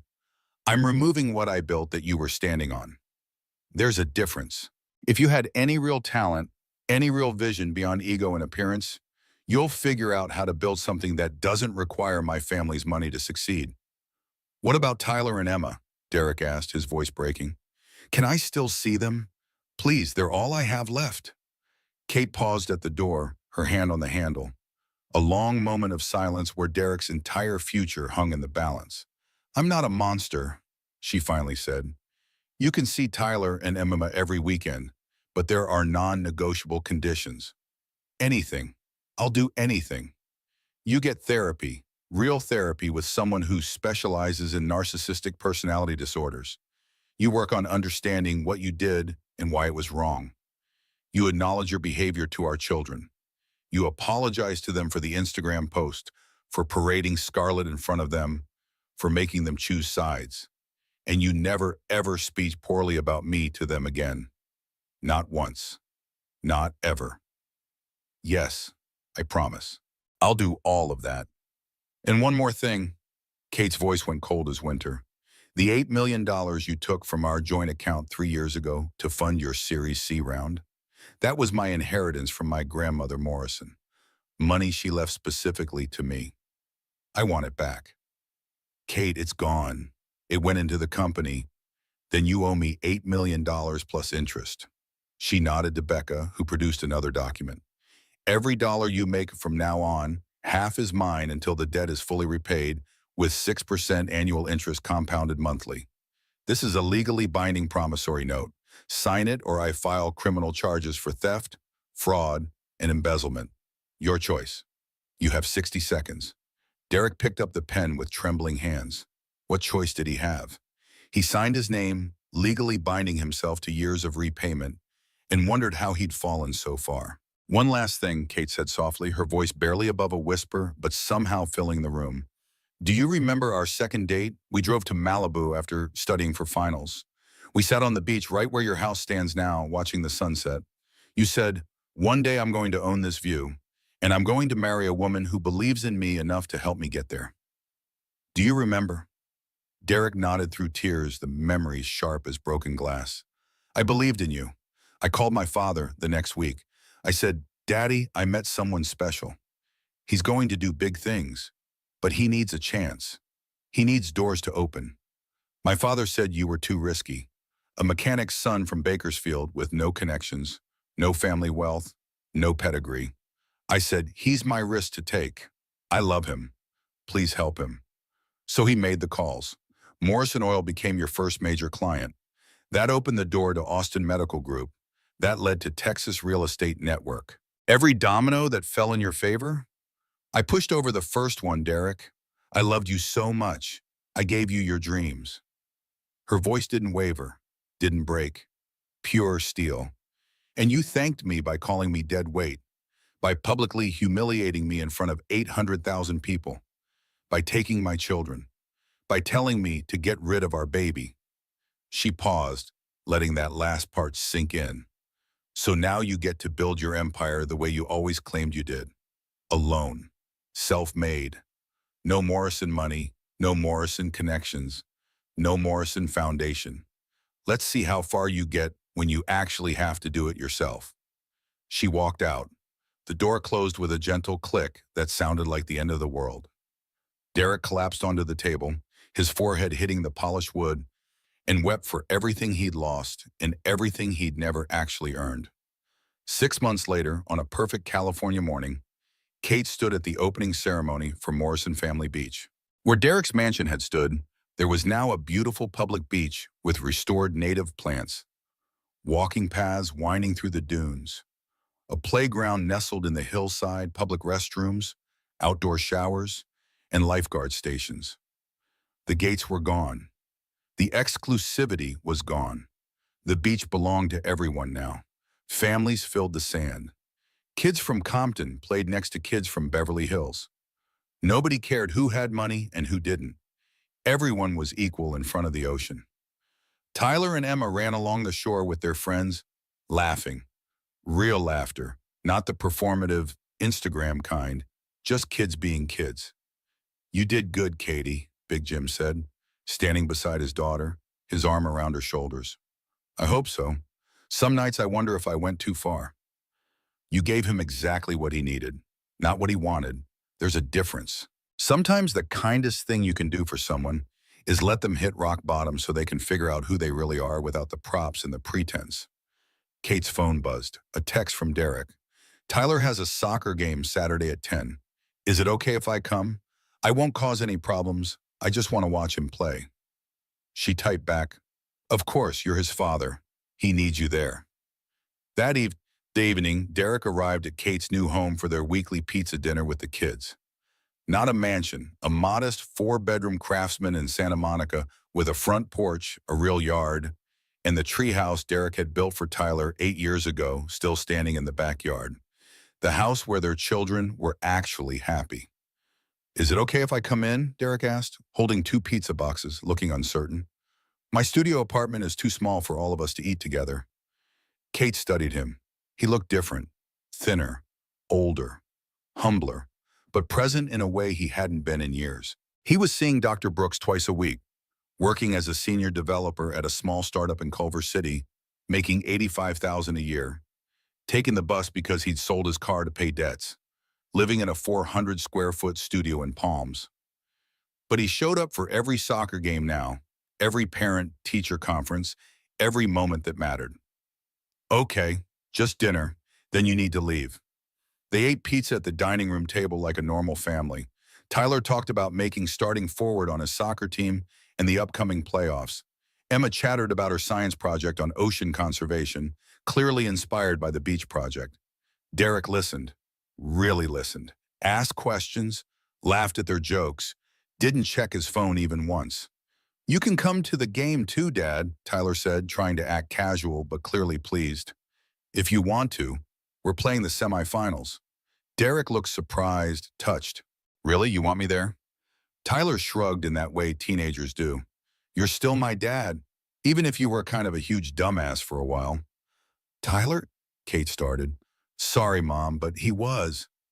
Derek smiled sadly, accepting the judgment. "No, you're absolutely right. I was exactly that. A huge dumbass. I'm sorry, buddy. I'm sorry to both of you for all of it." Emma, who'd been quiet during most of dinner, finally spoke up. "Dad, Scarlett said some really mean things about Mom on her Instagram after she left. She called Mom boring and basic. That wasn't true. Mom's the smartest person I know. She just didn't care about being famous or whatever." Derek's voice was thick with emotion. "You're absolutely right, Emma. Your mother is brilliant, and I was too stupid and selfish to see it. I won't make that mistake again." After the kids went upstairs to do homework, Derek helped Kate clean up the kitchen in comfortable silence. A companionship built on ruins, but companionship nonetheless. "Thank you," he said quietly, drying dishes with the same towel they'd used in their first apartment 15 years ago, somehow surviving all the moves. "For letting me be here, for not completely destroying me when you had every right to. I know I don't deserve any of this. You're their father. They need you in their life, a better version of you, but you, that's what matters." Derek nodded, picked up his jacket. "I should go. Thank you for dinner. And Kate, I know it doesn't change anything or fix anything, but I need you to know. I realize now what you gave up for me, what you sacrificed, how you made yourself small so I could feel big. And I'm sorry. I'm so sorry I never saw it until it was too late. Kate said nothing. There was nothing to say. Apologies didn't resurrect dead marriages or lost babies or stolen years. At the door, Derek paused one more time. Did it work? Your plan to save me from myself? Kate tilted her head, considering. Ask me in 10 years, if you are still showing up for your kids, if you've learned to be humble, if you've figured out that your worth isn't measured by your bank account or magazine covers or Instagram followers, then maybe. But that's up to you, Derek, not me. He nodded and walked down the porch steps into the Los Angeles evening. Kate watched him walk to the bus stop instead of climbing into a luxury car, watched him become a smaller, humbler version of himself. Her phone rang. Jackson. Katie, the New York Times confirmed the interview for the gallery opening next month. They want to do a profile piece. The secret billionaire who chose anonymity. Think you're ready for that? Kate Morrison's art gallery in Chelsea, opening in 4 weeks. 3 floors of carefully curated contemporary art from unknown artists who reminded her of herself, talented people who'd been overlooked because they didn't fit the expected mold, because they didn't self-promote, because they'd been told they weren't enough. I'm ready, Kate said. She hung up and walked upstairs to check on her children. Tyler was doing algebra homework with headphones on. Emma was reading a book about marine biology, already planning her future. Kate returned to her bedroom and opened the drawer of her nightstand. Inside was a small blue Tiffany box with a silver ribbon, slightly crushed now. The pregnancy test she'd never given Derek. The announcement of a child who died before being born. She looked at it one final time, this ghost of what might have been, then placed it in a wooden memory box along with her wedding ring, the Forbes magazine with Derek's face on the cover, and a photo from their second date on Malibu Beach, where Derek had promised her the stars. Pieces of a life that no longer existed. Evidence of who she'd been. Proof of how far she'd come. Memories she didn't need to carry anymore. She closed the box and put it on the top shelf of her closet. Not forgotten, but finished. Released. Then Kate Morrison walked downstairs to make Emma's lunch for tomorrow and help Tyler find his soccer cleats. To be a mother. To be herself. To be enough. Because she'd learned something Derek never had. Power wasn't about money or mansions or Instagram followers or Forbes covers. Power was about choice. The choice to be small or to take up space. The choice to destroy or to build. The choice to hold grudges or to let go. The choice to define yourself or let others define you. Kate had chosen to let go. Not forgiveness in the way Derek might want it. Not reconciliation or second chances or pretending the past didn't happen. But release. Freedom from the weight of his betrayal. Liberation from the need for revenge beyond what justice required. She'd bought his mansion for $30 million and turned it into a beach for everyone. She'd shown him what a dynasty looked like. Not tearing down men to build yourself up, but creating something that served a greater good than ego. Derek thought power was domination. Kate knew it was creation. He'd built a monument to himself. She'd built a legacy for her community. And in the end, that was the difference between someone who borrowed power and someone who was born to wield it. 2 years later, Kate stood in her Chelsea art gallery on opening night, wearing a simple black dress and her grandmother's pearls. The gallery wasn't huge, just 3 floors of exposed brick and natural light, but it was hers. Every painting, every sculpture, every photograph represented an artist who'd been told they weren't enough, weren't marketable, weren't what the industry wanted.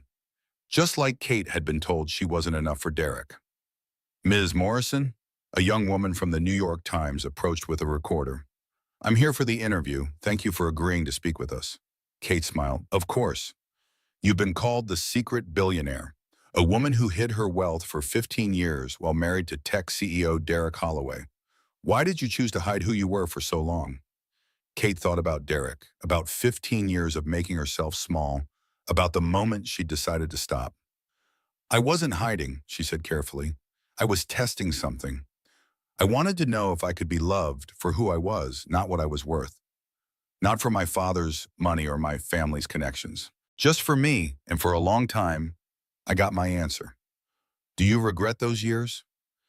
Kate looked around her gallery, at the art on the walls, at the people filling the space, at the life she created from the ashes of her marriage. No, she said firmly, no regrets. I learned something important during that time. You can spend your whole life making yourself small for someone else's comfort, or you can choose to take up space. I chose wrong for 15 years. Now I choose differently, and I'm using my privilege to create opportunities for people who don't have safety nets, because I had one. Most people don't. The reporter scribbled notes. What about your ex-husband? There are reports he's working at a small startup now for a fraction of his former salary. Do you feel any responsibility for his circumstances? Derek is rebuilding his life on an authentic foundation this time. That's between him and our children. I hope he finds peace and purpose. But his journey is his own now. Mine is mine. Do you think you'll ever forgive him for what he did? Kate paused, considering the question carefully. I already have. But forgiveness doesn't mean forgetting. It doesn't mean what he did was okay. It means I'm not carrying that anger anymore. I'm not letting his choices continue to define my life. Forgiveness was for me, not for him. It was about freeing myself, not absolving him. One final question. What do you want people to know about the Morrison family beach? The public beach you created from his mansion? Kate smiled, and this time it reached her eyes. I want people to know that power isn't about exclusion. It's not about building walls to keep people out. Real power is about creating access, about building something bigger than your ego, about leaving the world better than you found it. My ex-husband built a monument to himself. I turned it into a place where any child can watch the sunset, regardless of their zip code. That's the difference between borrowed power and inherited responsibility. One is about taking, the other is about giving back. The interview concluded. Kate mingled with guests, talked with artists, celebrated the opening. At midnight, she stood alone in the empty gallery, looking at a particular painting that had spoken to her. It was called Phoenix, and showed a woman rising from ashes, wings spread, eyes forward, leaving the fire behind. Her phone buzzed. A text from Tyler. Mom, I made varsity. Coach said I'm starting next game. Dad was here when I found out, and he cried, like actual tears. It was weird, but kind of nice. Love you. Kate smiled and typed back. So proud of you, baby. Tell your dad, congratulations on being present. That's growth.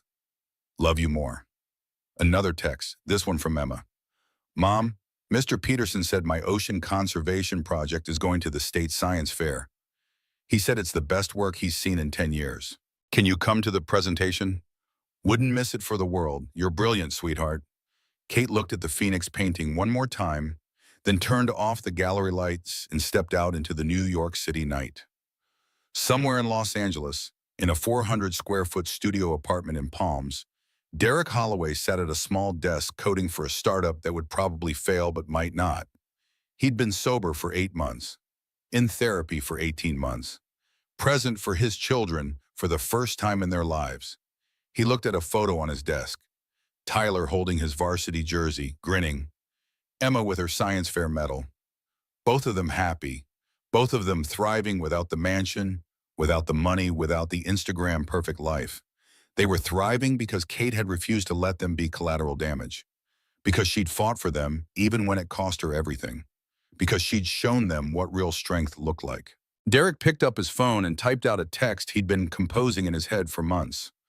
Kate, I know you don't owe me anything and I don't expect a response. But I need you to know. I've been in therapy long enough now to understand what I did. Not just the affair or the Instagram post, but the 15 years before that. I made you invisible. I took credit for your work. I built my ego on your sacrifice, and then when you needed me most, I told you to get rid of our baby. I didn't know you lost that baby. I didn't know you grieved alone. But I should have. I should have been there. I should have been a partner. I'm sorry. Doesn't cover it. There aren't words that cover it. But I'm learning to be better for Tyler and Emma. And because you deserve better all along. Thank you for not giving up on our kids even when you had every right to give up on me. You're the strongest person I've ever known." He stared at the message for a long time, then deleted it without sending. Some apologies were too late. Some damage was permanent. The best he could do now was show up, be present, be the father his children deserved, and let Kate live her life without his words cluttering her peace. He closed his laptop and walked to the small kitchen to make dinner. Pasta, simple, cheap, nothing like the catered meals and Nobu reservations of his old life, but honest, real, his. 5 years after the divorce, Kate Morrison stood on Morrison Family Beach at sunset, watching families pack up their belongings as the day ended. The beach had become wildly popular, featured in California travel guides, recognized by environmental organizations for its restoration work, but more importantly, it had become exactly what Kate intended, a place where everyone belonged. She'd come here tonight for a specific reason. Tyler had asked her to meet him here, said he had something to tell her. He was 19 now, finishing his freshman year at Stanford. Emma was 16, already talking to marine biology programs at UC San Diego and Scripps. Both of them were thriving, whole, happy. "Mom!" Tyler jogged down the beach toward her, his father walking more slowly behind him. Kate tensed slightly. She and Derek were cordial now, civil, but she still preferred boundaries, still needed distance. "What's going on?" Kate asked. Tyler took a deep breath. "I wanted both of you here because I need to say something, and I need Dad to hear it too." Derek stopped a respectful distance away, hands in his pockets, quiet. "I've been talking to my therapist at school," Tyler continued, "about the divorce, about what happened, about how I felt when everything fell apart. And I realized something, Mom. I was angry at Dad for a long time, for leaving, for the Instagram post, for Scarlett, for all of it." Derek's face showed pain, but he said nothing. "But I was also confused about why you fought so hard, Mom. Why you went after Dad's company. Why you bought the house just to tear it down. It felt like revenge, like you were trying to hurt him the way he hurt you." Kate's stomach tightened. "Tyler." "Let me finish," Tyler said gently. "I thought it was revenge. But then I started really thinking about it, about this beach, about how you didn't just destroy Dad's house out of spite. You created something that serves thousands of people. You turned his ego into access, his exclusion into inclusion. You didn't just tear him down, you built something better in his place." Tyler looked at his father now. "And Dad, you lost everything. Your company, your money, your house, everything. But you know what? You're a better father now than you ever were when you had all that stuff. You show up now, you listen, you're present. Mom didn't destroy you. She forced you to become who you should have been all along." Derek's eyes were wet. "Tyler, I'm not done." Tyler turned back to Kate. "Mom, I get it now. You didn't choose revenge. You chose justice with purpose. You showed us what real power looks like. Not tearing people down, but refusing to be small anymore. Building something meaningful. Creating legacy instead of monuments. You're my hero, Mom. Not because you are rich, because you are strong and kind. And you taught me that being hurt doesn't give you permission to hurt others. It gives you the choice to break the cycle." Kate felt tears streaming down her face. "Tyler." He hugged her. "I love you, Mom. Thank you for fighting for us.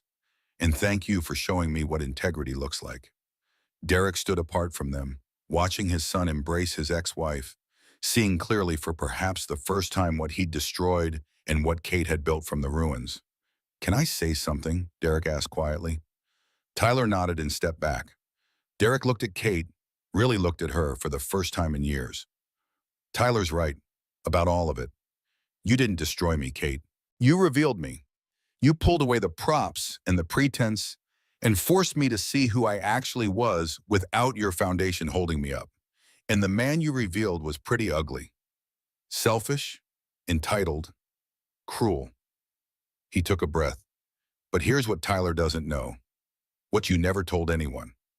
I know about the baby now. The one you lost the day I told you to get rid of it.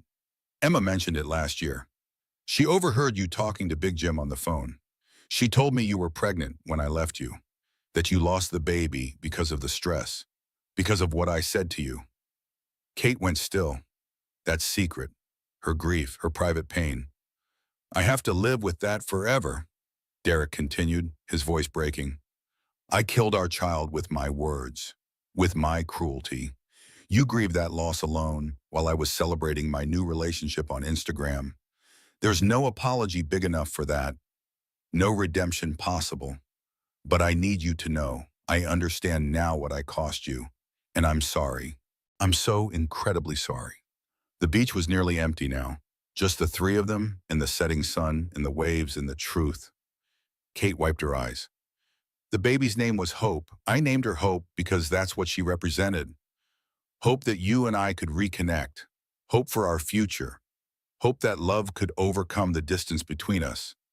When I lost her, I lost that hope. And I was angry about that for a long time. You should have been, Derek said. You should still be. No, Kate's voice was firm. I was angry. I grieved. I processed it with my therapist and my family. And then I let it go. Not because you deserve forgiveness, but because carrying that anger was poisoning me. It was stopping me from moving forward, from being present for Tyler and Emma, from building my own life. She looked at the beach, at families, at the sun painting the sky. I named this place Morrison Family Beach, but in my heart I also named it for Hope, the daughter we lost. This beach is her legacy, a place where families come together, where children play and grow and feel the ocean. She never got to do that, but thousands of other children do, because of what I built from our loss. Derek's tears fell freely now. That's beautiful, Kate, and more grace than I deserve. It's not about what you deserve, Kate said quietly. It's about what I need to be whole, and I need to let go of what happened, not forget it, not pretend it didn't shape me, but release it so I can be present for the life I'm living now. Tyler looked between his parents. Are you guys ever going to be friends? Kate and Derek both smiled sadly. No, Kate said, we're not friends, but we're Tyler and Emma's parents, and we're both committed to showing up for you. That's enough. More than enough, Derek agreed. Tyler nodded. Okay, that's what I needed to hear. I just wanted to know that we're going to be okay. All of us, in our own ways. We're going to be okay, Kate confirmed, pulling her son close. Better than okay. Derek watched them for a moment, then said quietly, I should go. Thank you for meeting me here, Kate. And Tyler, I'll see you next weekend for your birthday dinner. Yeah, Dad. See you then. Derek walked away across the sand, a man who had lost everything and found something more valuable in the process. Humility, presence, purpose. Kate and Tyler stood together, watching the sunset, mother and son, survivors of the same storm. Mom, Tyler asked, do you think Dad will ever really be happy? Kate considered the question. I think Derek is learning that happiness isn't about money or success or Instagram followers. It's about being at peace with who you are. He's not there yet, but he's trying, and that's more than he was doing 5 years ago. Do you think you'll ever get married again? Kate laughed. Maybe, someday, if I meet someone who loves me for me. Not for the Morrison name or the money, just for Kate. But I'm not looking. I'm happy with my life as it is. My children, my gallery, my work, my peace, that's enough. They walked back to the parking lot together. Kate drove Tyler back to her house. Not a mansion, but a real home with a front porch and a backyard and memories that didn't hurt, where Emma was waiting with takeout and stories about her day. That night, after both kids were asleep, Kate sat on her front porch with a glass of wine and looked at the stars. Her phone rang. Big Jim. How'd it go tonight? Her father asked. Good. Tyler wanted to talk about the divorce, about understanding why I did what I did. I think he gets it now. That's my grandson, smart like his mama. And Derek? Derek is trying to be better. That's all I can ask. You know I'm proud of you, Katie. What you built from all that pain, the beach, the gallery, the woman you've become. Your mama would be proud too. Kate smiled. Thanks, Daddy. Thanks. You sleeping okay these days? Most nights, the nightmares are gone. I don't cry anymore. I'm just living my life. It's peaceful. Peace is underrated, Big Jim said, especially for a Morrison. We're usually so busy conquering, we forget to just be. I'm done conquering. I'm just being now. It's nice. Love you, baby girl. Love you too, Daddy. Kate hung up and sat in the quiet California night, listening to crickets and distant traffic and the sound of her own breathing. She thought about Derek in his studio apartment, about Scarlett, now divorced from the prince and trying to rebuild her brand, about the empire that had crumbled and the legacy she'd built from its ruins. She thought about Hope, the daughter she'd never held, and the beach that bore her secret name. And Kate Morrison realized something profound. She'd spent 15 years being Derek's foundation, making herself small so he could feel big, hiding her light under a bushel of yoga pants and carpools and quiet support. But she'd spent the last 5 years being her own foundation, building her own empire, creating her own legacy, taking up space, refusing to apologize for her existence. And the difference was everything. Derek had built a monument and called it success. Kate had built a beach and called it justice. Derek had measured his worth by his bank account. Kate measured hers by the lives she'd touched, the access she'd created, the children who played on sand where exclusivity once reigned. In the end, revenge hadn't been about destroying Derek.